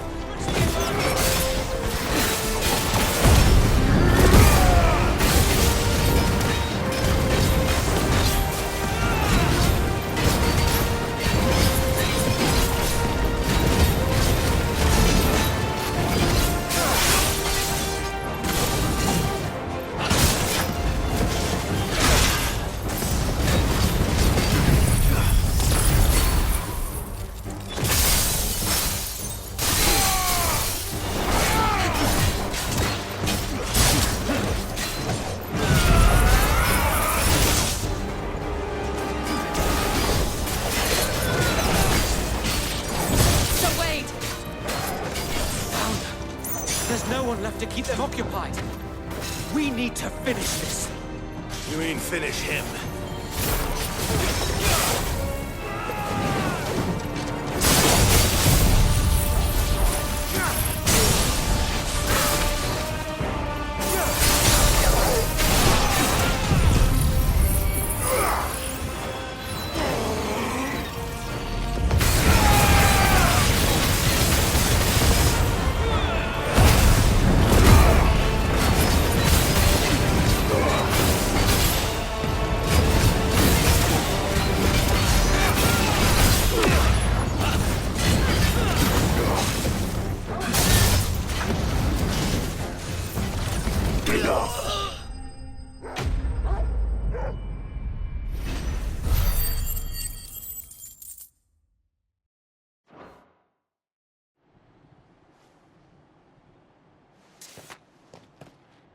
I don't see any more. Nor do I. The plan worked. It did. It bloody worked. We sent every last one of the rotten bastards straight to the mud! Lord, perhaps this will be enough to stop the Cullings. For the time being, at least. Perhaps. Though I doubt my mother will take this loss well. She'll move swiftly to see her minions' ranks replenished. And then it will all begin again. I often wonder if the nation we once knew is gone for good. Her fields rot. Her people starve. We battled to preserve the flame that was, but for every foe we fell, another springs up in its place. Yet be that as it may, it is still our home, and we must fight for it. As we always have, and always will. For as long as the Firebird's flame burns in our hearts, the Duchy cannot die. And her loyal subjects may dream of a day when the Rosarian standard flies over Rosalith once more. So wait, Think we should fall back to Port Isolde before the garrison sends reinforcements? A sound strategy, my lord.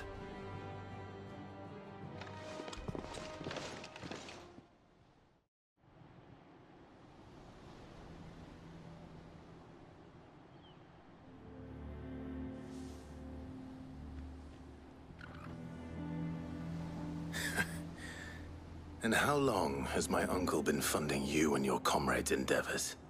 Since the beginning. Lord Byron was the first person I turned to after forming the Guardians. And had I known of this tunnel back then, I wouldn't almost have been hanged by the city guard for trying to sneak over the wall. I suppose a formal request for an audience would have appeared suspicious. And appearances must be maintained. Were the Vice-Regency to catch wind of Lord Byron's involvement in our movement, they'd seize his estate and send him to the gallows, where he would be of no use to anyone.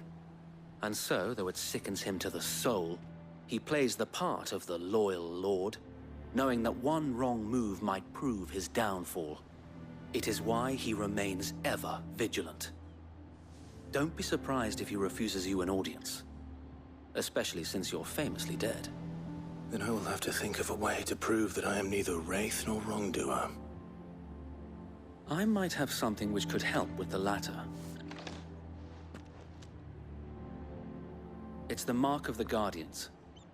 Display it, and those who love Rosaria will know where your loyalties lie.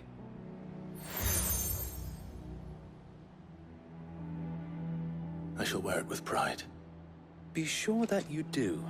I don't want my men attacking you again. Unless you deserve it. If only Sir Tyler could have been here to see you. Or the Lord Commander.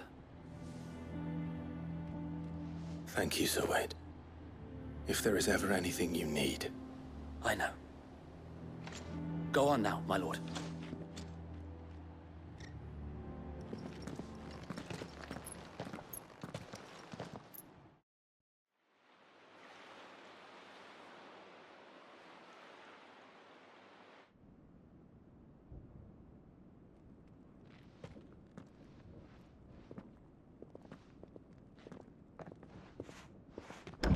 How accommodating.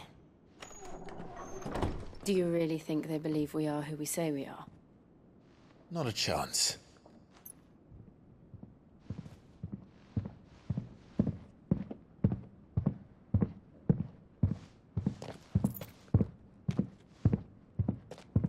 Right, I guess. My uncle believes we're imposters here to rob him. And means to string us up himself.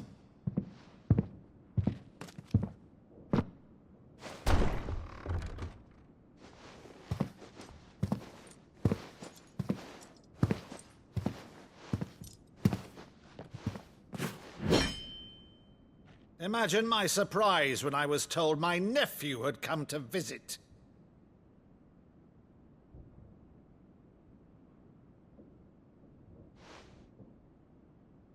Clive Rosfield died long ago. And for uttering his name here, you shall pay with your tongue!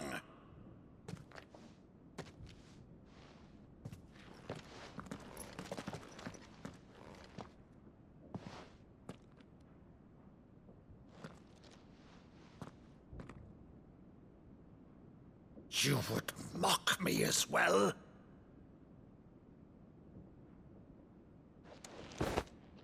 It is I, Sir Crandall of Camelot, loyal servant to Her Serene Holiness, Saint Sybil the Unshod. Meadow, thou vile sorcerer, for thy crimes against church and crown, I shall have thy head.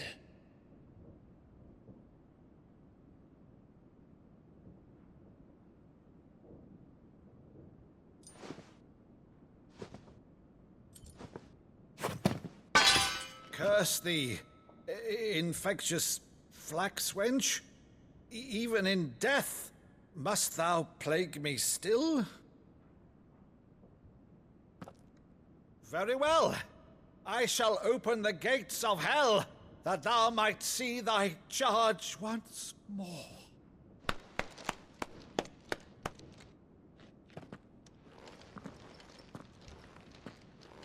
Bravo, Uncle. You're still the finest Maddo in the twins. Oh, Clive, my dear boy, it's really you.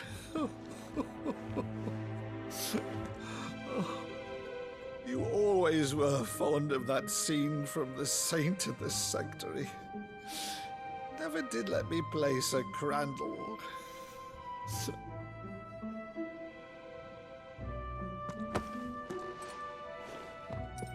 I have a favor to ask, Uncle Byron.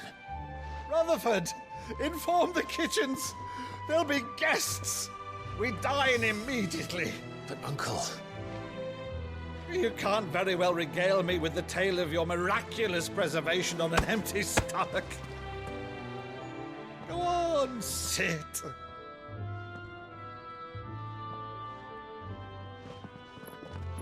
See that you use the good plates, Rutherford.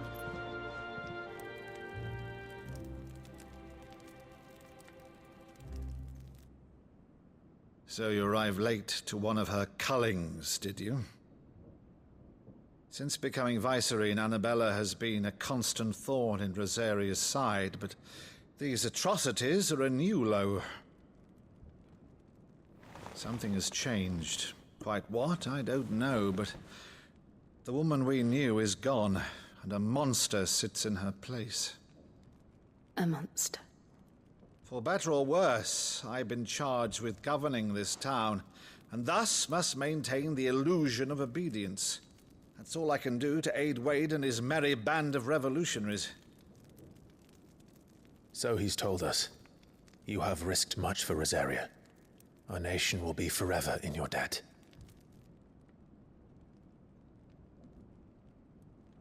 It has been 20 years, Clive. The nation your father and your forefathers fought to defend is no more. Perhaps it would be otherwise had I the courage of my brother.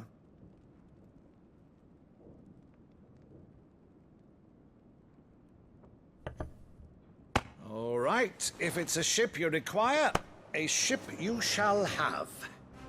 I've a galley in port, but recently relieved of her cargo. She can be outfitted for the voyage in a matter of weeks. So you believe us, then? About everything? Believe you? Ha! Only a fool would believe even half of the things you claim. But until tonight, only a fool would have believed my nephew still lived. And besides, I have it on good authority that Clive is telling the truth. Whose authority? Your own, of course. You've always been a terrible liar.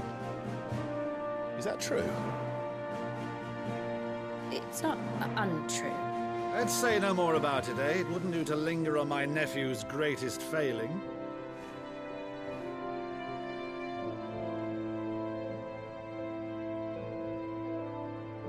The one thing I cannot believe, though, is all this about you being Sid.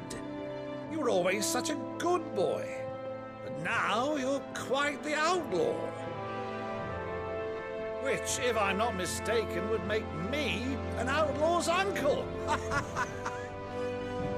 Right then, who shall we pillage first?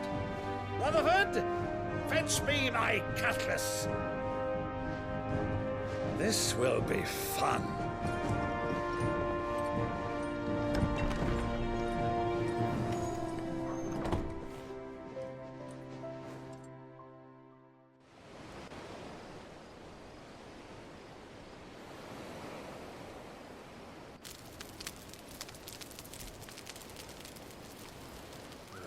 Over there. Go on. She's a fine ship, isn't she? Once outfitted, she'll bear us across the boiling sea to Drustinus in the space of 3 days.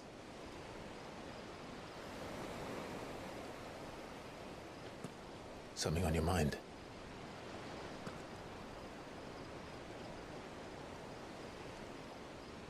Monsters. When I served the Iron Kingdom, I did so because I saw no other choice. Because once they learned that the lash would not move me, they turned it on those who could.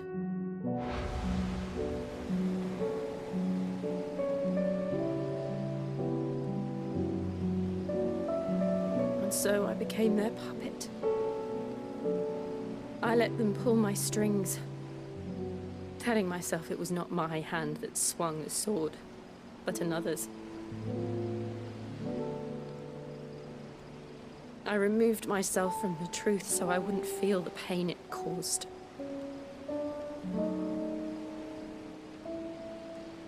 And before I knew it, I no longer felt anything. Anything at all.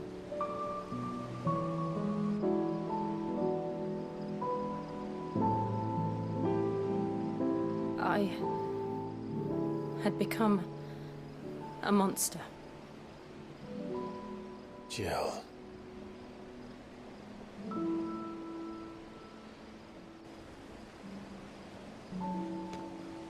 I don't want to be a monster, Clive. Do you understand? I want to choose a different path, a better path. To live on my own terms.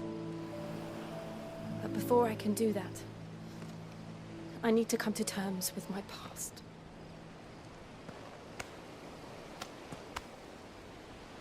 And when you do, I'll be standing there with you, just as you stood with me.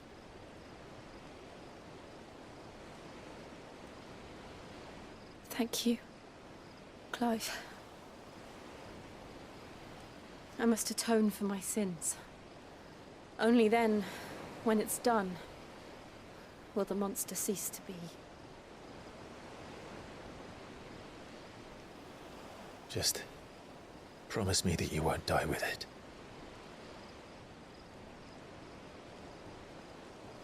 Now, let's get some sleep. The journey back to Benamir is long, and there is much to tell the others.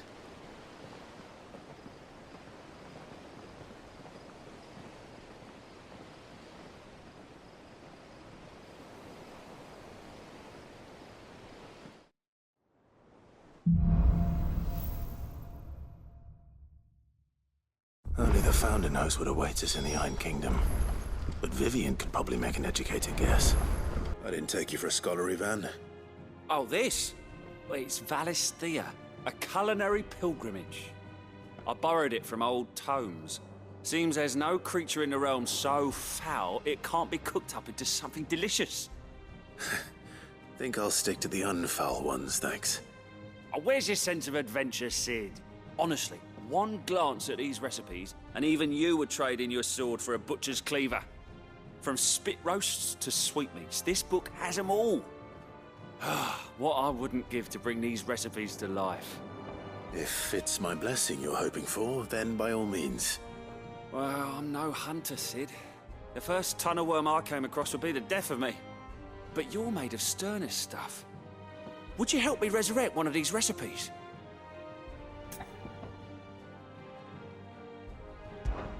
Something tells me you won't be taking no for an answer. Fine, I'll help. Fantastic! Thank you. So, dare I ask what's on the menu? Chance's Stew. It was once a favourite among the gourmands of Oriflamme, if the author is to be believed. Though Molly's never heard of it.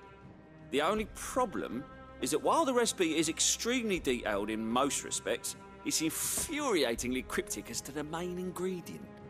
A beast, no doubt. Most likely something that would make easy work of a simple cook with more broth than brawn, but unwanted violets. I've no idea what they might be. Does the book say anything else? Well, only that the sweetest violets sprout atop the bed of roses. Roses. Rosaria, perhaps? One of the butchers in Martha's Rest might know something. I'll ask next time I'm there.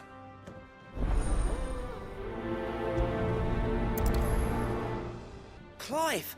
Oh, am I glad to see you? Is something wrong? It's Blackthorn. He ain't himself. And if I'm honest, he ain't been for a while. That normally it only takes a couple of drinks to perk him back up, but not this time. Something's getting him down. And whatever it is, he ain't telling. It's like he's lost his spark, you know? He's barely got enough fire in his belly to get the ump about stuff. But I'm thinking he might if we both bent his ear, because he respects you, innit? So, what you say? Fine. If you think it will help. I knew you'd understand. But if he doesn't want to talk, we let him be. He'll open up when he's ready. All right. Now, he'll only smell a rat if we both turn up at once. So, I'll go first, and you can meet us at the forge. Wait a bit, then head over when you're ready.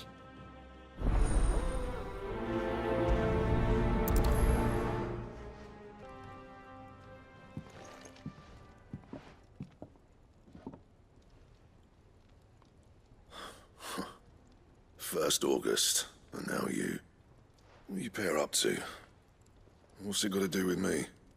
August was worried that something had been weighing on your mind. I thought you might want to talk about it. Did you now? I told you not to stick your nose in my business. What'd you go and do? Clive just wants to help, innit?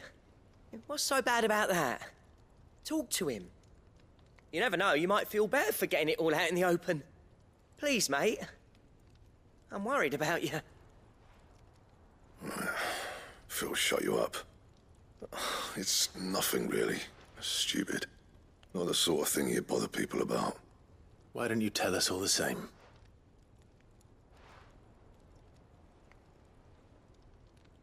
Karen and I have an arrangement. I keep an eye on Goots, and she shows me what the competition's up to. Interesting arms and armor, things like that. Anyway, the other day, she shows me a cuirass she's come by. Masterpiece of level work. Light, supple, and tougher than it had any right to be. Made my stuff look like heavy, clumsy shit. I should have brought the bastard thing there and then just to study it, but I was too proud. And now every time I reach for my hammer, I'm reminded that I'm not the craftsman I thought I was. There. You happy? You got what you came for. Now piss off. All right. We're going.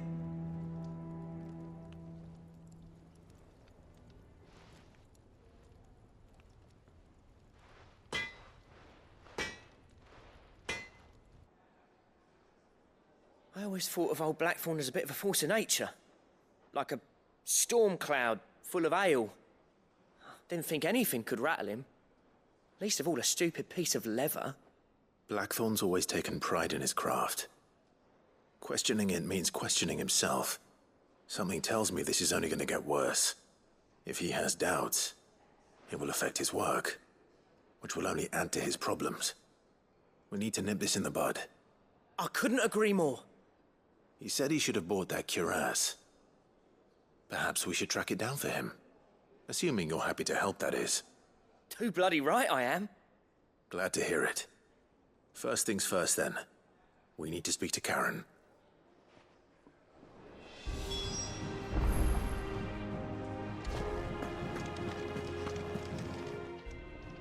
Karen, do you have a moment? Blackthorn mentioned that you'd recently come by a leather cuirass. An exquisite example of the craft, from what he told us. And he ain't been himself since he saw it. So we thought we'd buy it for him. Sorry, sold it already. Didn't think Blackthorn cared for it the way he turned his nose up. But it was nicely put together, that's for certain. Even if the bloke who made it is a bit of an odd one. Happened across him on my travels. Makes all his stuff to order, but the fella who commissioned it refused to pay. He didn't like the colour of summit. So I took it off his hands for a fair price. You don't know where we might find him, do you? Like I said, he's a bit of an odd one. Doesn't even have a workshop. He don't trust hunters neither, which means he spends as much time out tracking beasties as he does working their hides. I see. He did tell me something, though. Apparently, his next commission's for a set of griffin hide greaves. Here, there's a griffin on the hunt board. The curse breakers were placing bets on who'd bag it. Now, where the bleeding hell was it sighted? Somewhere in Sambrec, maybe... Cairnorthern, that was it. Thank you, Karen. We'd be lost without you. At least you admit it. So, it sounds like going after that griffin might be the best chance we have of finding our roaming leather worker. I'll leave the hunting to you if you don't mind. While you get on with that, I'll ask around the markets. See if I can't sniff out who he is and where he's hiding. Good idea.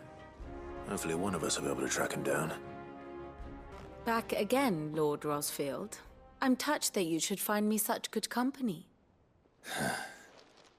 It is not your company, but your counsel that I seek on this occasion. Ever the charmer. What will it be today, then? The Iron Kingdom. I need to know what to expect. You'll soon be setting sail for Drake's Breath, then, I take it. The mother crystal that rises from the boiling sea. There was a time when a true-blooded Rosarian had only to brave the waves to visit it. But then the Ironblood made their move.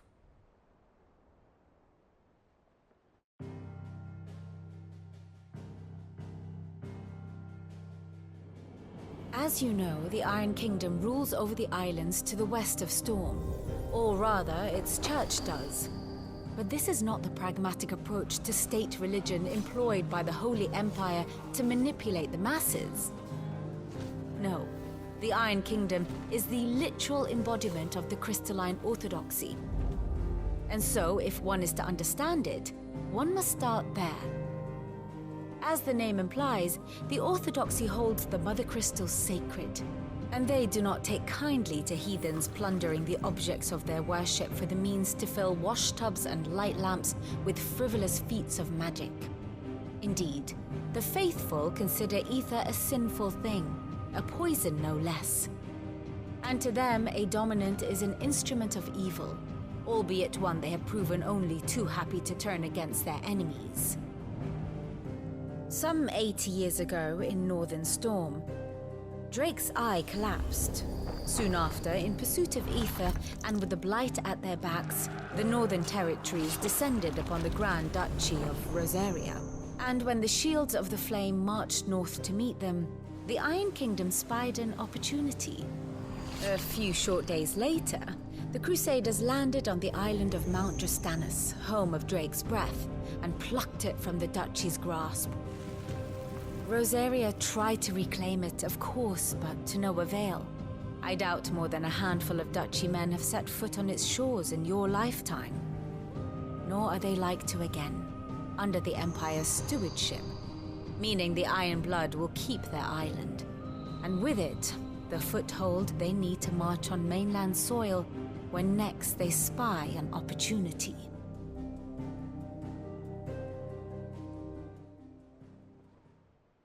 The Mother Crystal is both the object of the Iron Blood's worship and their gateway to the continent, making Drastanus the holiest of holy grounds, from which the Orthodox Crusade shall one day sail forth to claim the remaining Mother Crystals, or die trying.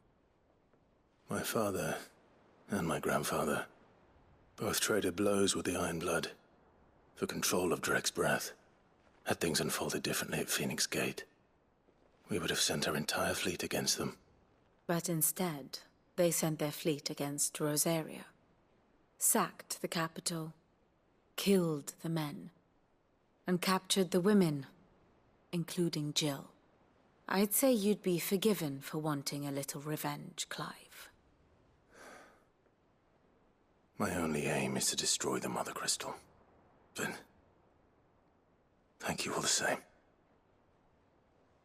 Not much else to do here. Let's see if Jill's ready. Ah, welcome. Times may be hard, but if you got the gill, I got the goods. What can I do you for? Unwanted violets, if you have them. Though I'd gladly settle for learning what they are if you don't. Why, I haven't heard folk call them that since I was a lad. You're looking for scorpion tails. Unwanted violets is what folk used to call them back in the day. They turn a wicked purple when you boil them up. Hence the name. Used to chuck them in the pot when there weren't nothing else on offer. When there was a war on, that sort of thing. Thankfully, times aren't yet as hard as that. And even if they were, you wouldn't find anyone selling them these days. Do the scorpions still live nearby? I dare say they do. 3 Reeds would be your best bet, memory serves. Thank you. You've been most helpful. Scorpions. At least I know what I'm up against.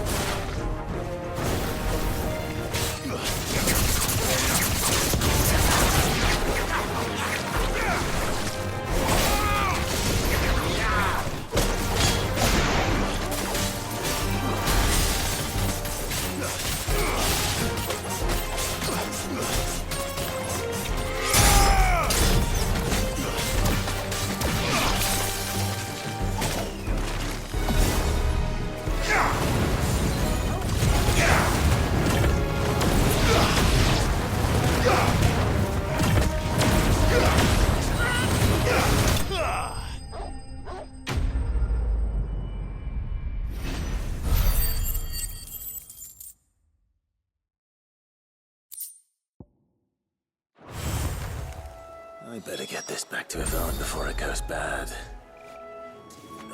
Or any worse, at least. Griffins don't exactly make for easy prey. Let's hope our craftsman hasn't bitten off more than he can chew.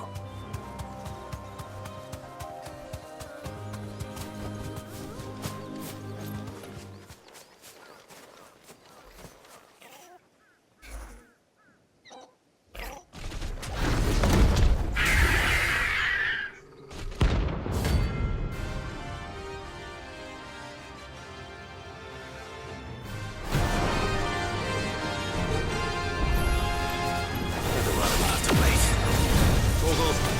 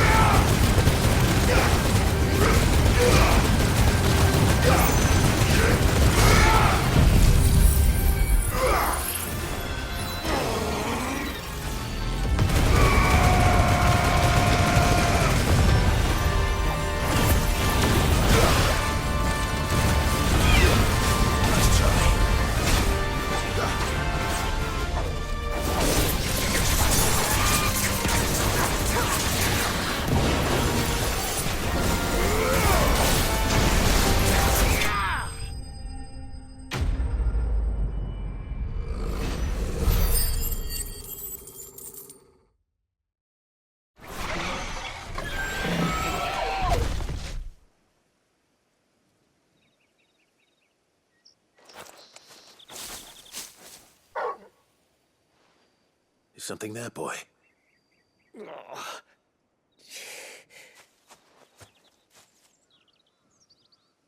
Could that be our man?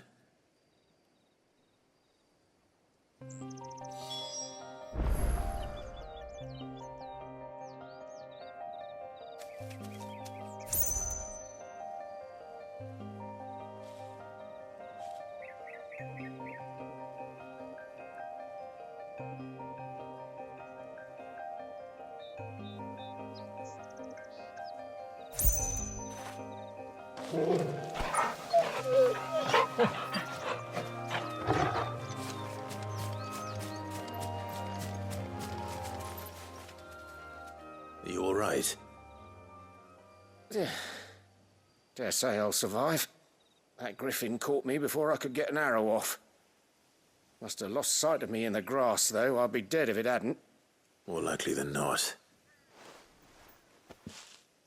The name's Camille.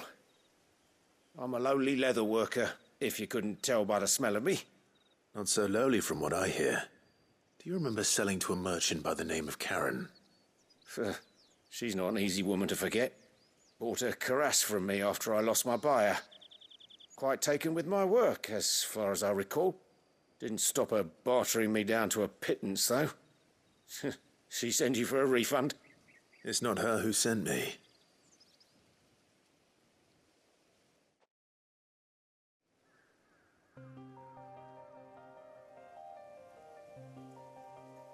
Well, consider me flattered. You should be.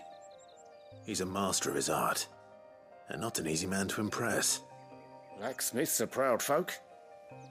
It's a rare thing indeed for one to praise a glorified tanner. And I don't imagine an impressive swordsman like yourself would be getting your steel from any but the best. I'd dearly love to help a fellow craftsman, but...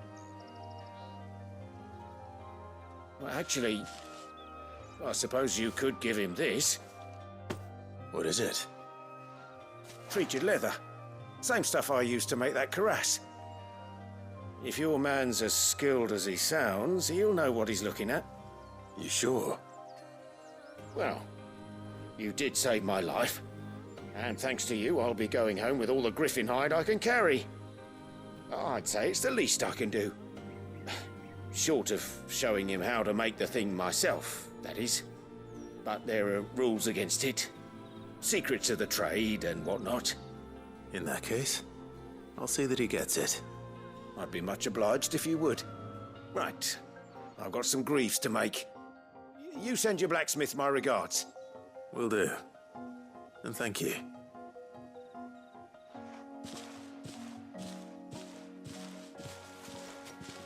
Hopefully this will sweeten Blackthorn's mood.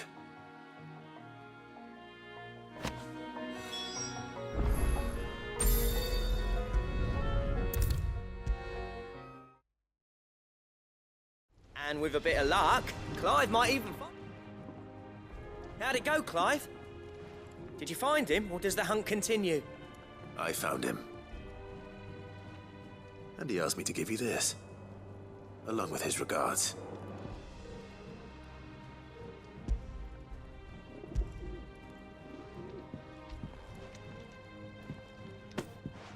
You're joking.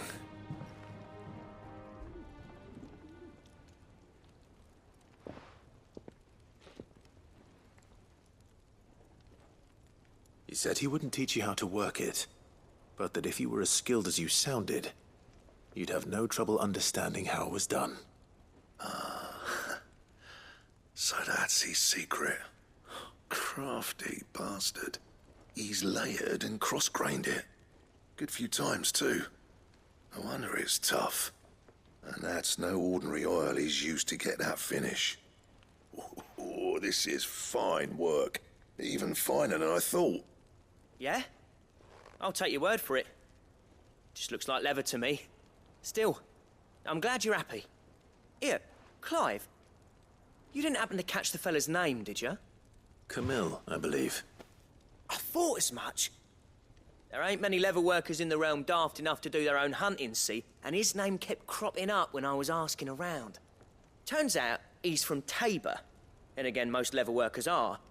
But our friend Camille guards a long-held family secret, the details of which are the subject of some debate in the leatherworking community.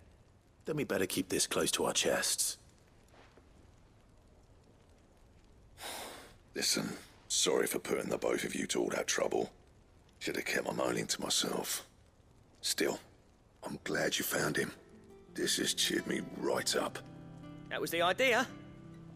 Clive's idea, anyway. He did most of the work. It's good to have you back, Blackthorn. Just don't expect me to go turning out work like this. There's a reason he does his own hunting. He knows exactly what hides to look for. And that's how he gets them to layer up so nicely. And don't get me started on how much oiling this leather would need. But I reckon I can make something about as good. Something a Cursebreaker will have no trouble caring for. Anyway, enough narrowing. I've got work to be getting on with.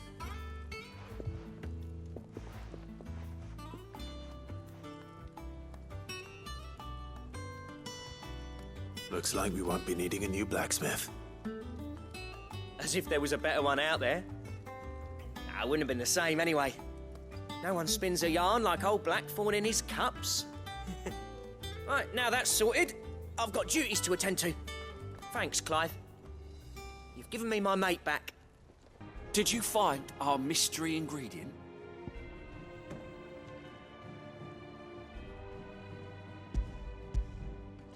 I did indeed. Marvellous! Let's see. What am I supposed to do with this? It's poisonous, surely. You wouldn't be wrong. But that's your unwanted violet. Into the pot it goes, I suppose. Wait here. I won't be long.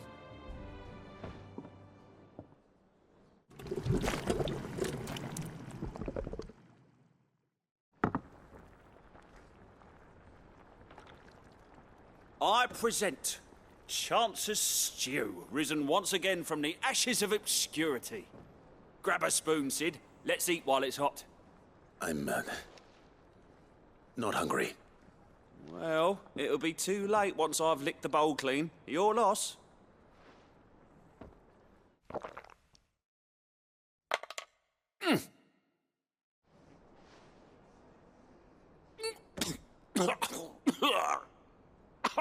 Odin's teeth. What an assault on the senses. It's like choking on swamp water. And yet, up through the pungency, there rise complex, meaty notes. It takes a moment to recover from such an onslaught of flavours, but never have I tasted anything so fine. Thank you, Sid. Thank you. You're, welcome. I must share this gift. I won't rest until a steaming bowl of Chance's stew sits before everyone in the hideaway. A single mouthful, and Molly will be breeding scorpions of her own. I'm sure she will.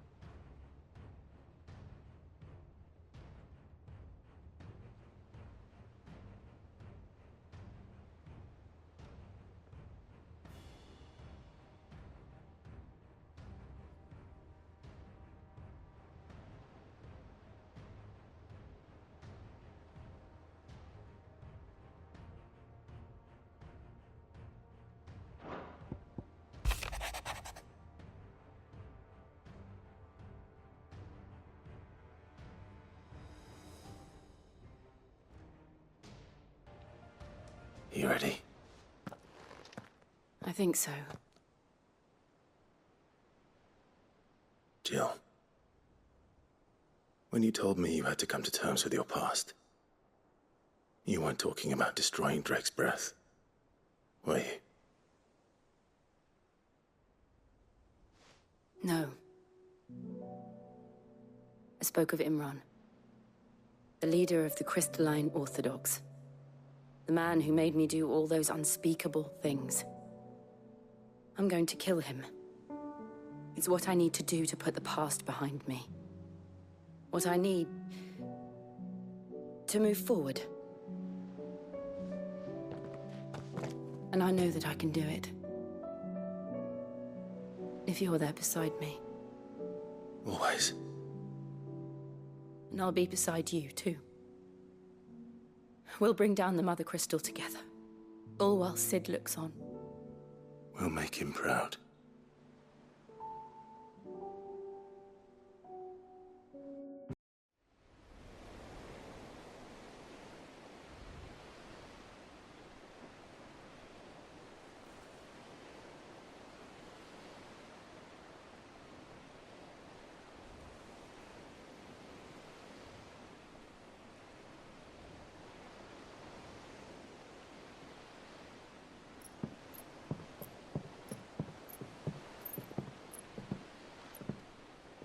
Useful trick.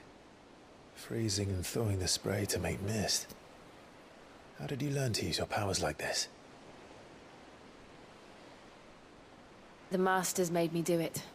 When the Crusaders took to the seas, to keep the fleet's movements from prying eyes. I'm fine. No, you're not.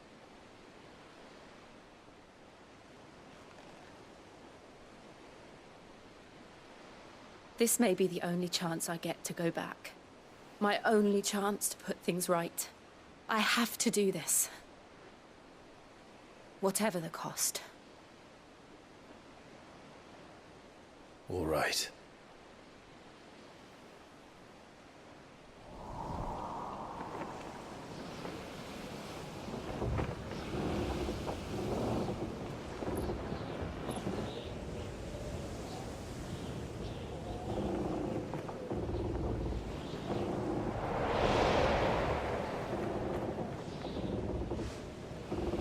There she is. The Iron Kingdom's Mothercrystal.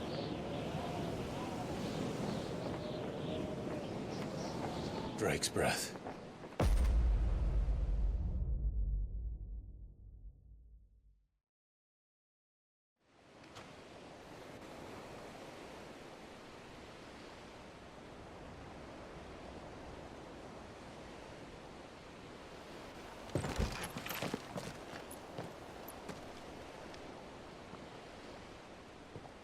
Strong currents, sharp rocks, and aether floods. Let's not forget them.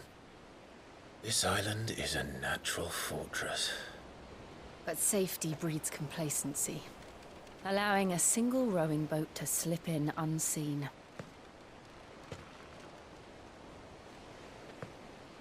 The sanctuary is inside the mountain. If we follow the old trail, we should be able to enter by the back gate. All right.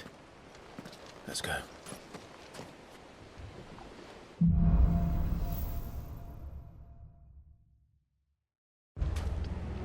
I always imagined when I came here it would be to reclaim it.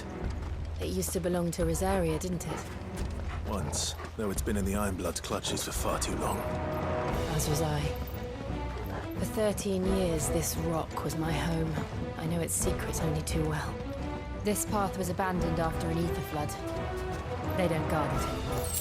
The perfect little shortcut.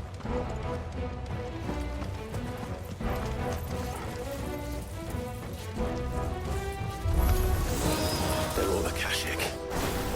The aether flood must have spread. It was never as bad as this before. And the only way past this is through them.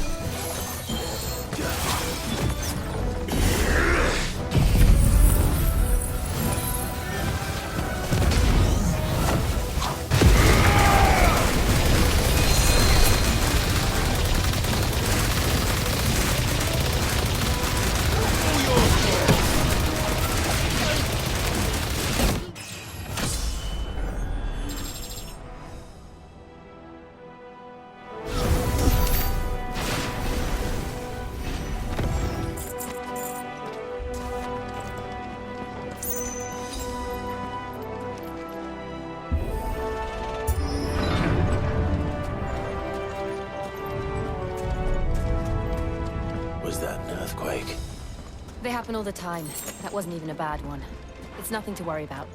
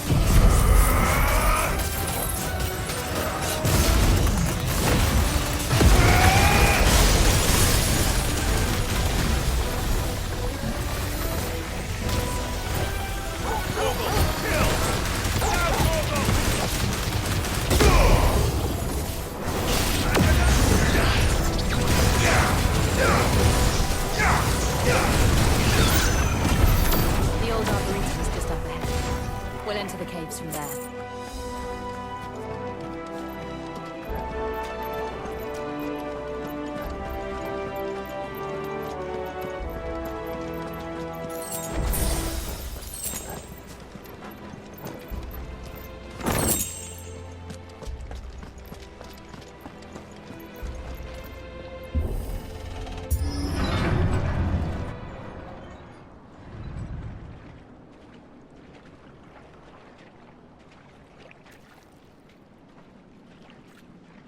Look at this place. What a mess.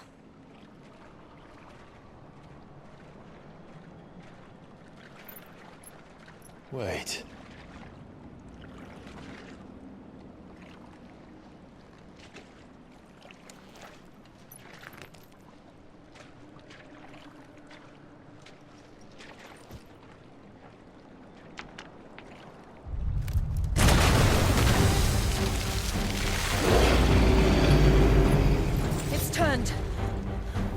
Nothing is short of reserve.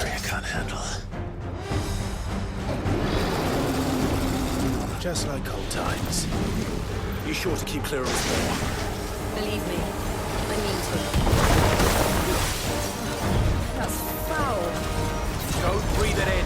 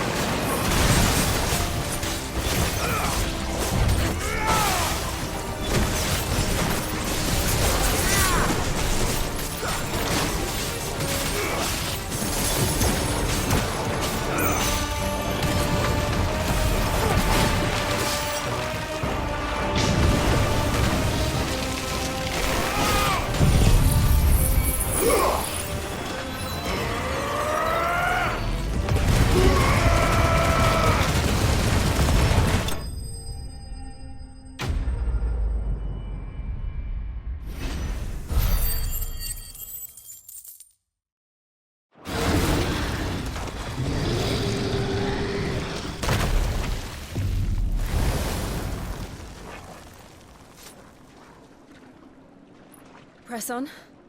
Yes.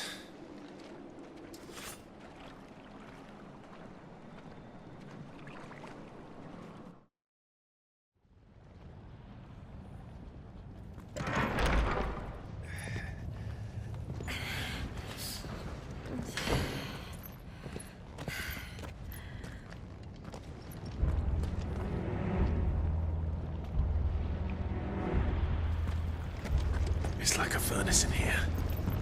We're inside the volcano. You get used to the heat. Though I don't remember it being quite this hot.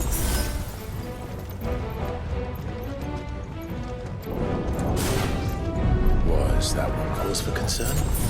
It was. And they're getting bigger. Something's wrong.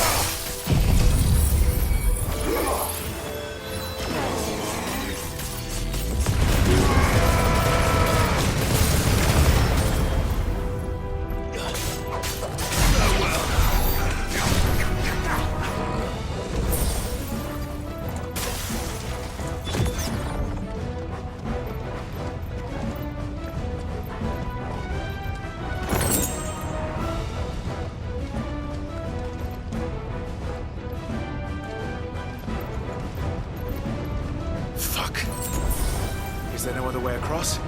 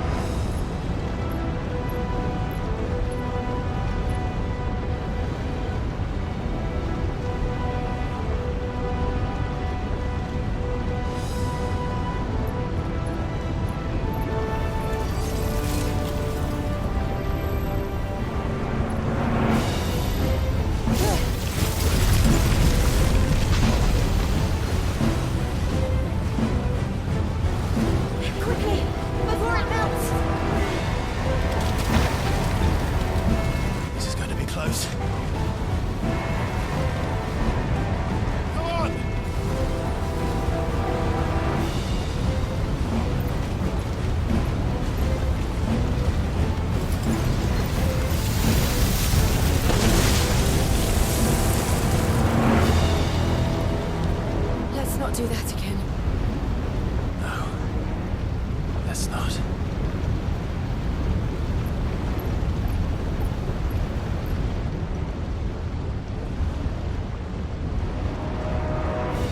They don't look too tough.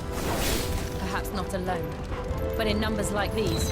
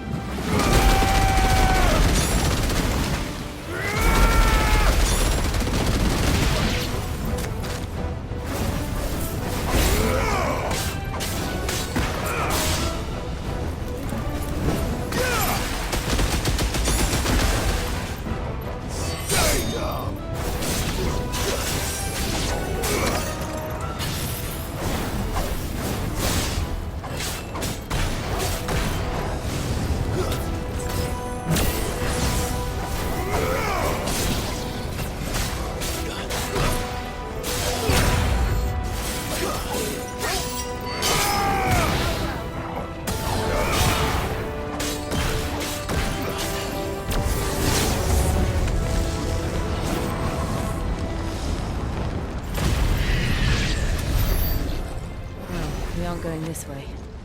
Let's look for another path.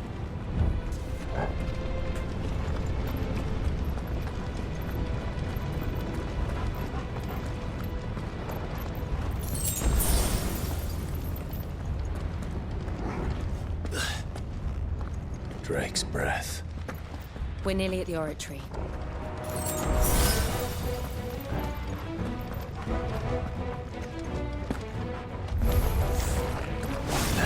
Is that? I have absolutely no idea. Well, whatever it is, I don't think it's friendly.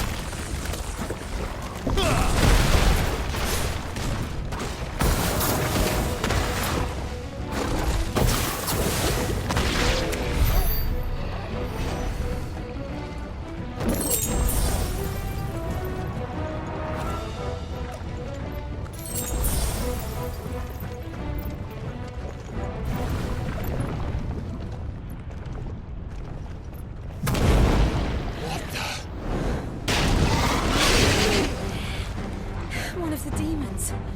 But they never leave the lava. If I didn't know better, I think this volcano was about to erupt. Why attack us then? They're peaceful creatures. Then this one must be the exception.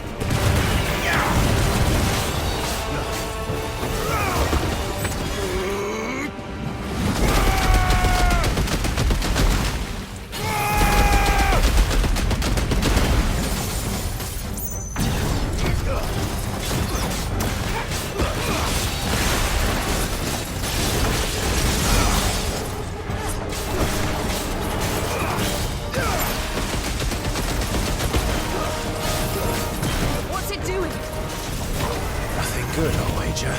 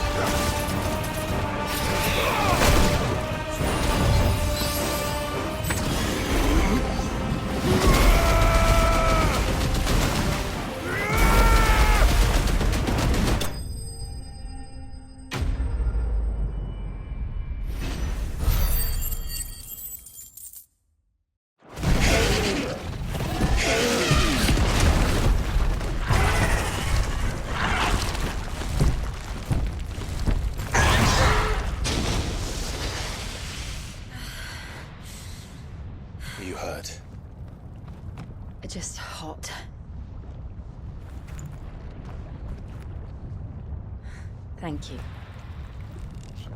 Quite a commotion our friend made. Let's hope the guards didn't hear it.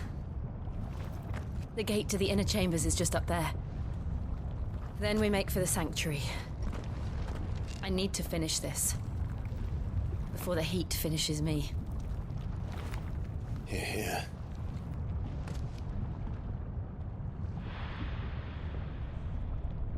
We'll enter the Comric by the Handmaiden's living quarters. It was always a hive of activity. Sounds like we'll have a hard time staying out of sight. We won't have to. There's someone there I should very much like to see.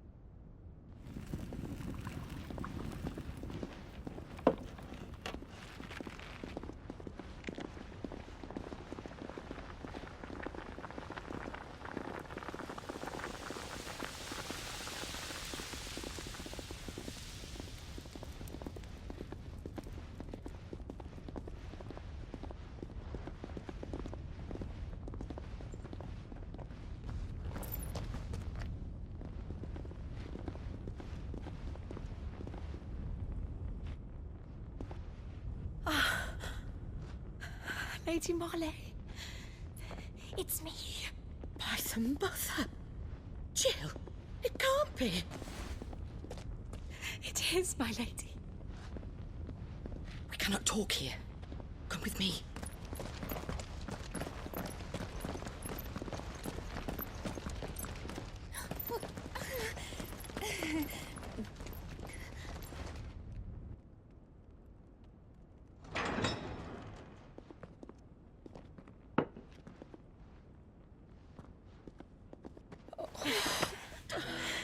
I'm so glad you're safe. And I you. Why ever would you risk coming back? Are you a fool, girl? Or have you grown tired of your freedom already? Forgive me, my lady. But I had to come back. There are things I left undone. Tell me, where is the Patriarch?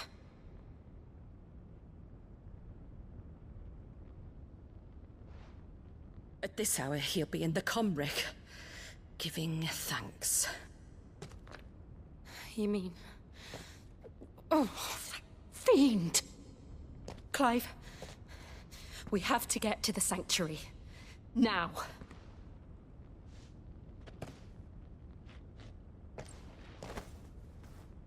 Lady Marley, you must flee this place, gather your things, and go.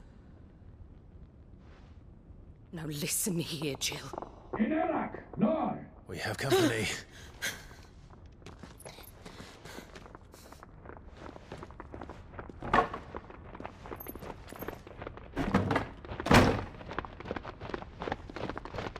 This way.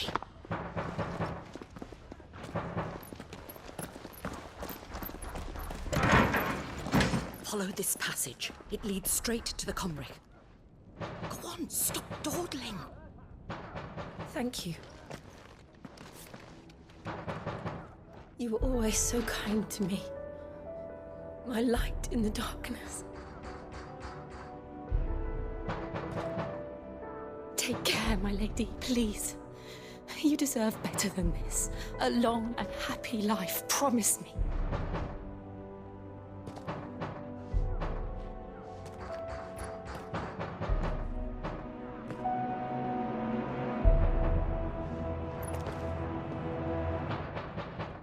I'll live if you promise to do the same.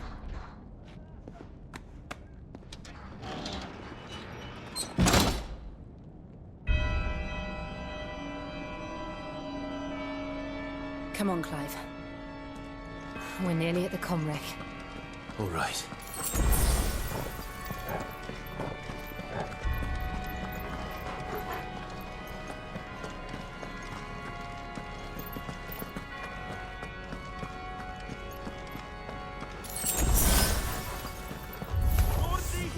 Here's our welcoming party. I've had enough of their hospitality.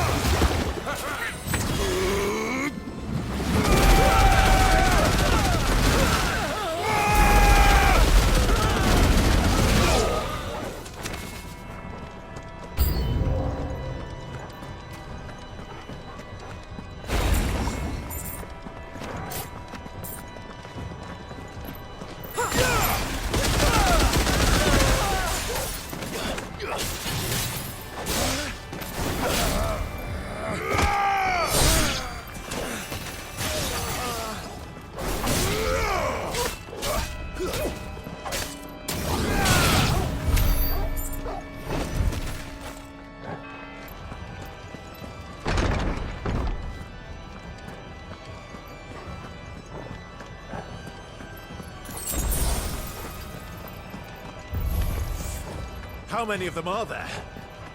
Too many.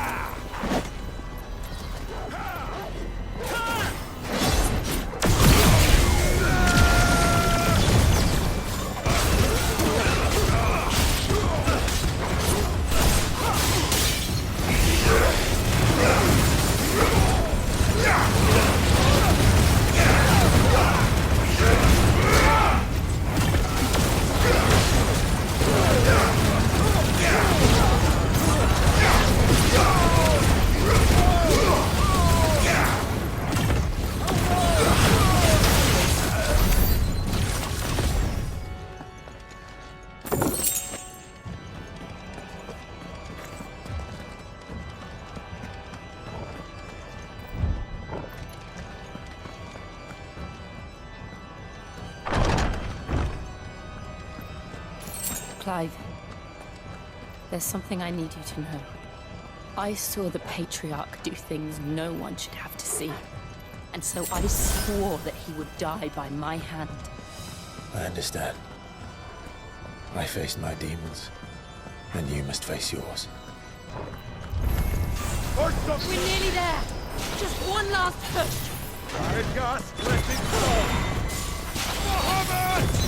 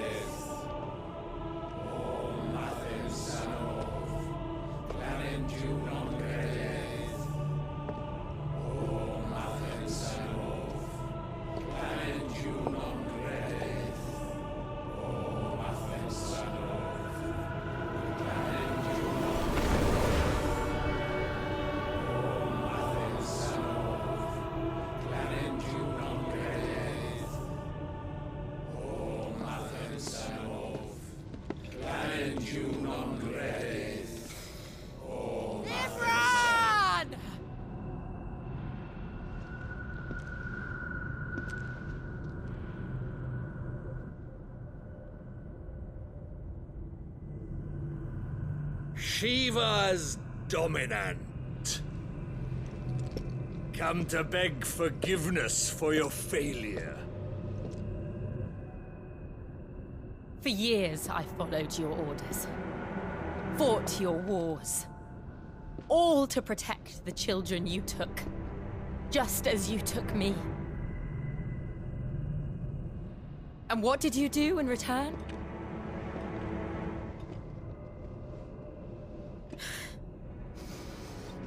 put them in chains and you slit their throats!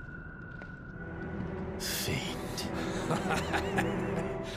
Their souls were sullied with the stain of aether. I merely cleansed them of their corruption. A penance paid, just as the Holy Mother wills it! Repent, abomination! For a monster like you to set foot in the Holy Cymric is in itself a crime deserving of death. You're right. I am a monster. And my soul is stained black. Though not by aether. But by the evil of men like you, who made me close my heart and drown in darkness when I should have raged against it.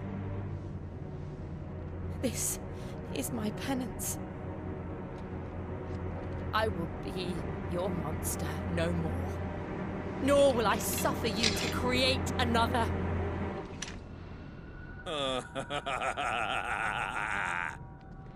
Does the beast bare its teeth at its master? Come then, Dominant. Rage, be as you have ever been. A monster! And what are you, Imran? I was forced to kill. You do it by choice. But never again. I bowed to you once. Now it is you who shall bow to me! Kill them.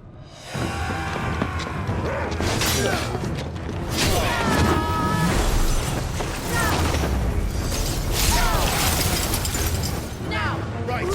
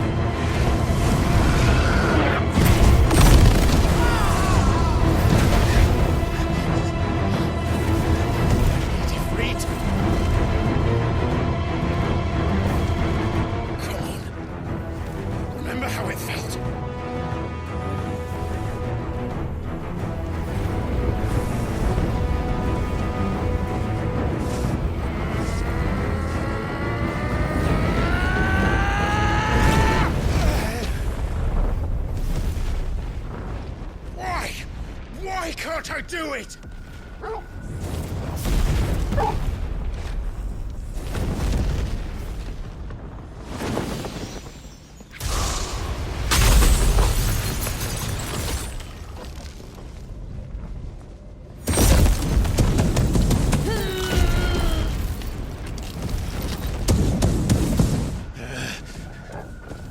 Please, just once.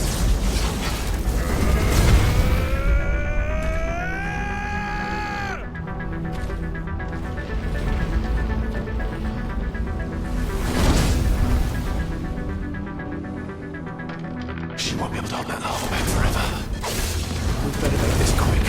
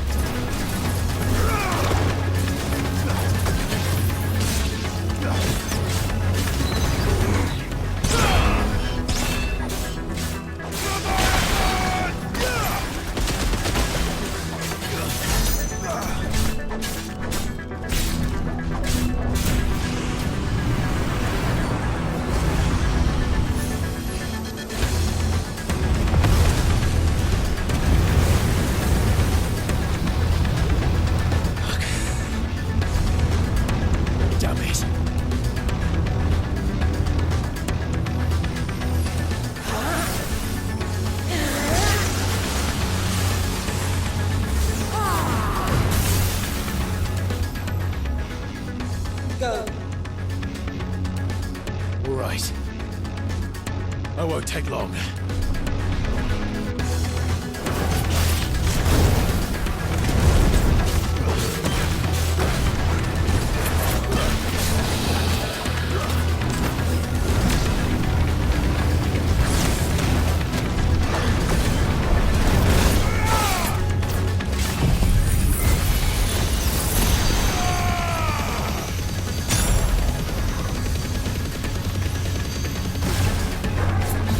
Yeah!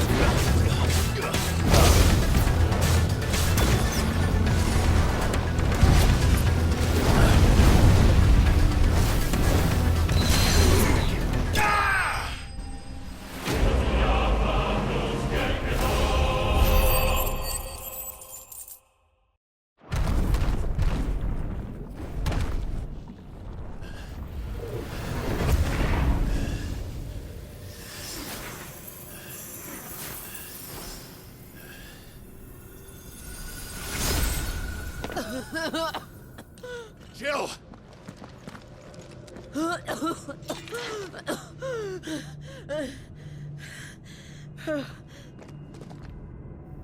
I'm going to finish this, Clive.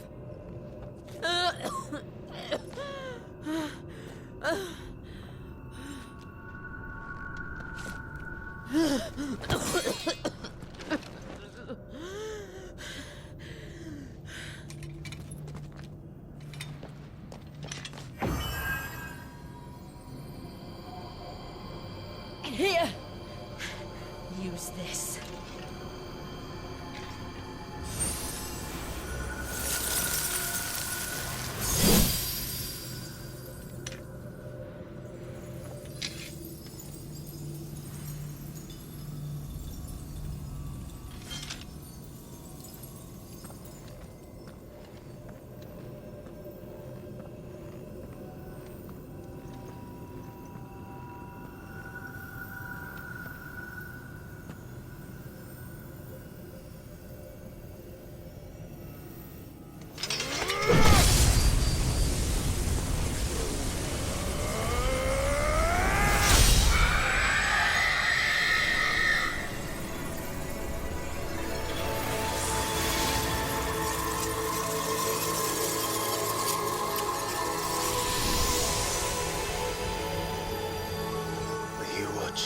Sid.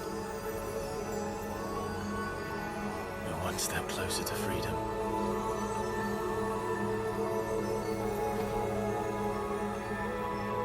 The crystal. What did you do to it? Oh. We destroyed it. What? But... Monster! Monster! Do you have any idea what you have done? I do, Father. I have killed the monster and become an outlaw. May the blessing of the crystals go with you.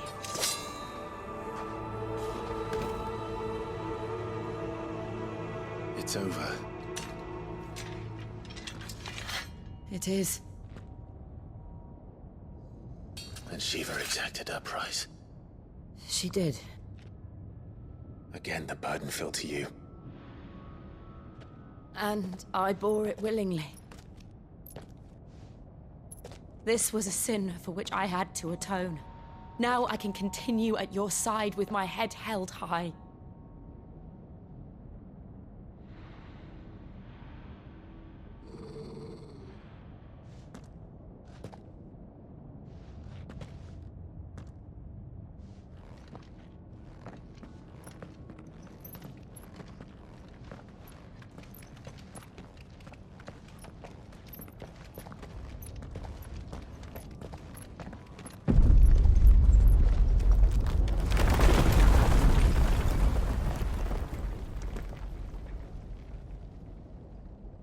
Clive, look.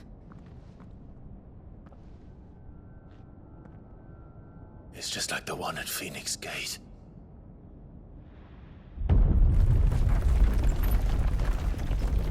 Damn it. We need to leave. Agreed.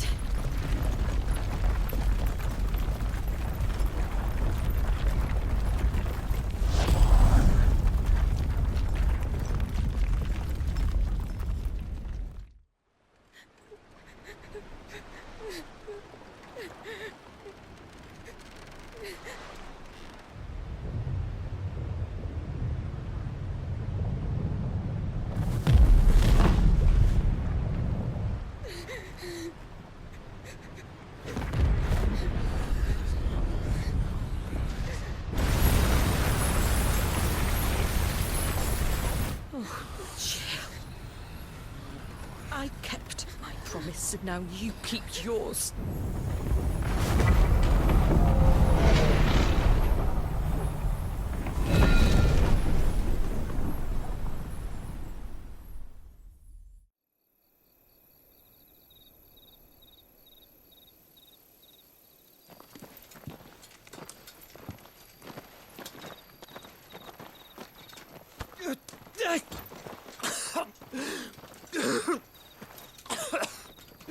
This way, Your Grace.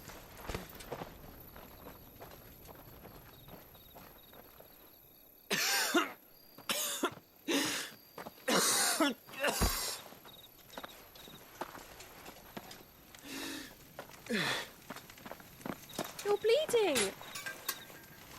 I have a tonic which will... I thank you for your kindness, truly. But I assure you, I will survive. Please, save your medicines for those who need them most. Oh, well, if you're sure.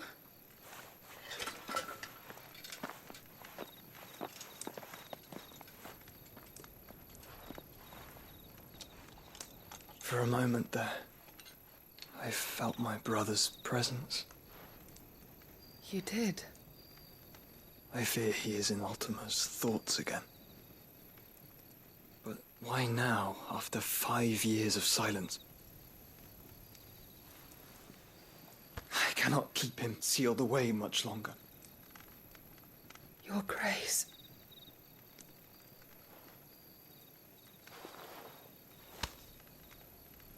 No, do not dirty your hands.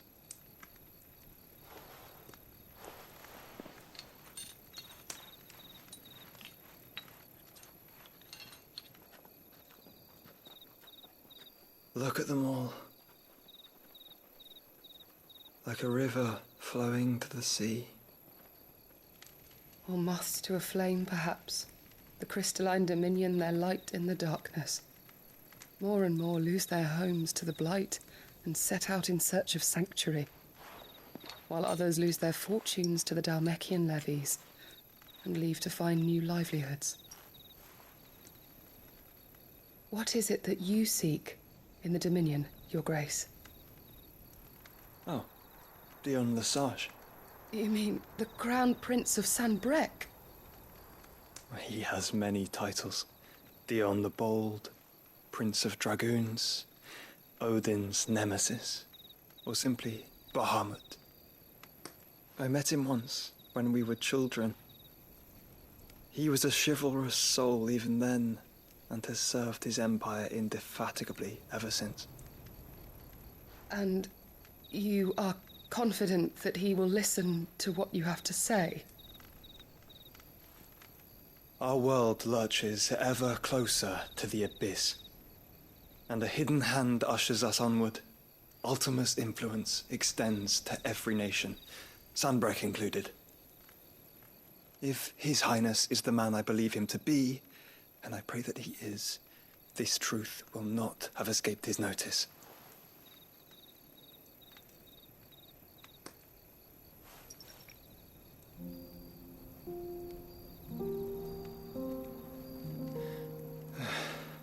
As the Mothercrystals fall, the eternal flame wavers, and the azure sky begins to bruise.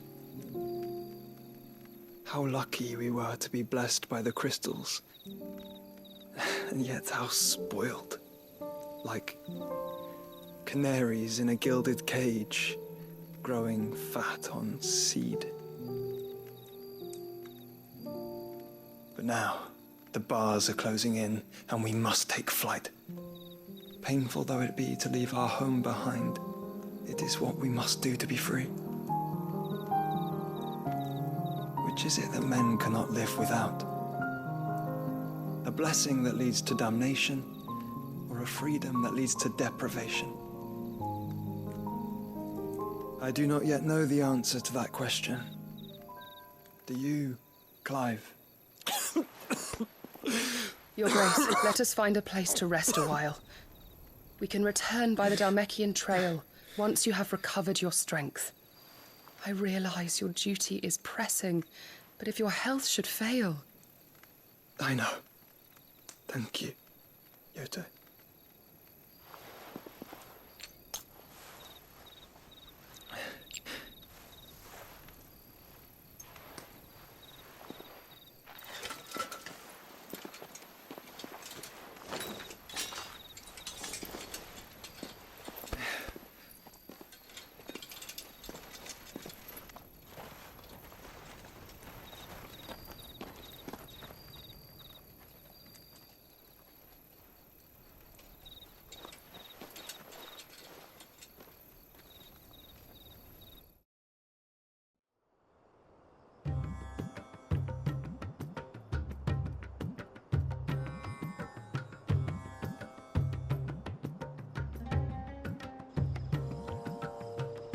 army's attempt to breach the Empire's defenses and gain the Isles of Ark has failed yet again. Only because your fleet has proved as impotent as a eunuch on laying night. Would you rather we simply fell back to the capital? Enough, both of you. All here agree that the Empire cannot be allowed to maintain its illegitimate claim on the Dominion. However, our casualties mount with each passing day.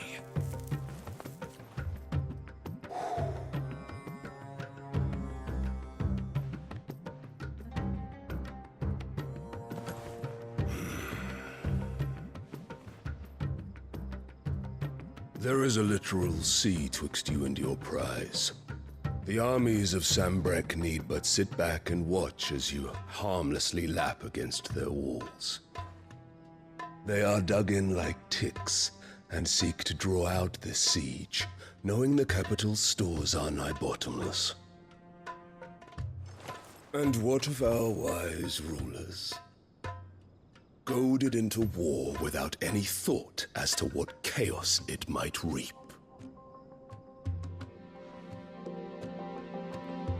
Republican soldiers starve while waiting for orders from Randalar.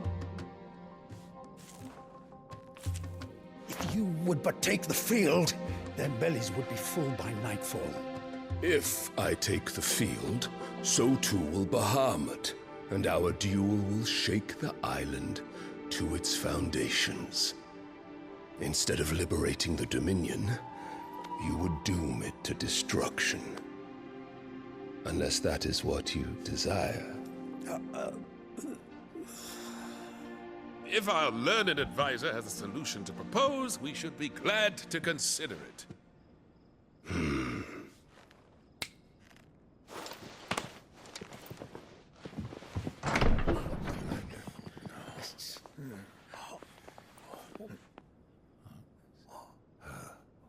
Is that the Emperor's?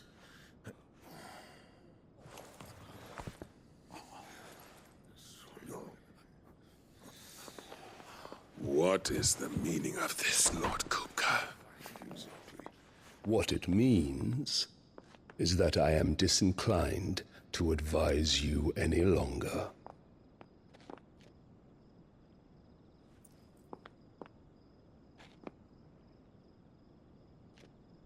Ah, the looks on their faces when you walked through those doors.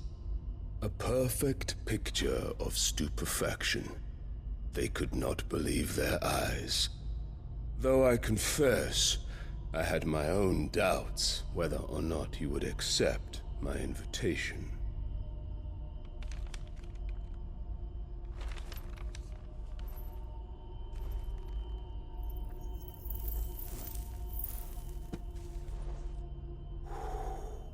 Such shocking news.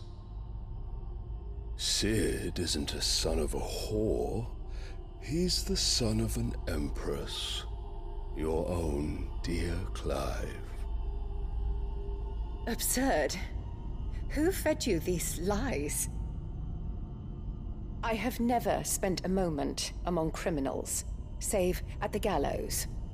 I came here with my son, not to entertain your baseless accusations, but to put an end to the senseless hostilities between our nations. Very well.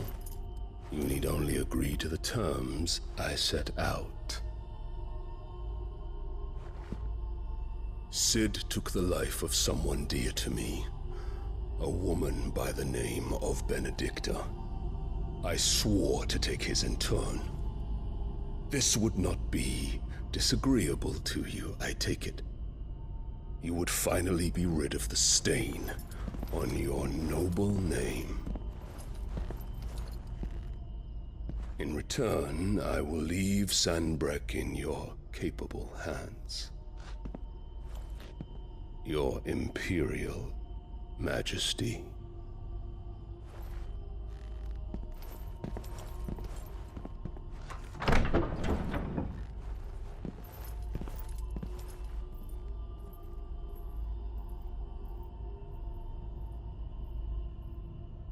And all for the love of a common whore. Dominant or no, one cannot hide one's breeding.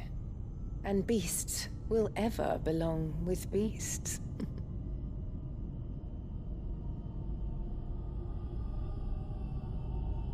There are greater things in store for you, my darling Olivier.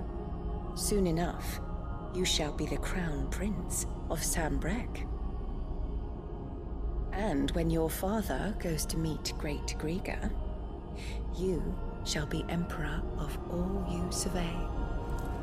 The old order shall come tumbling down, and you will rebuild the world in your glorious image.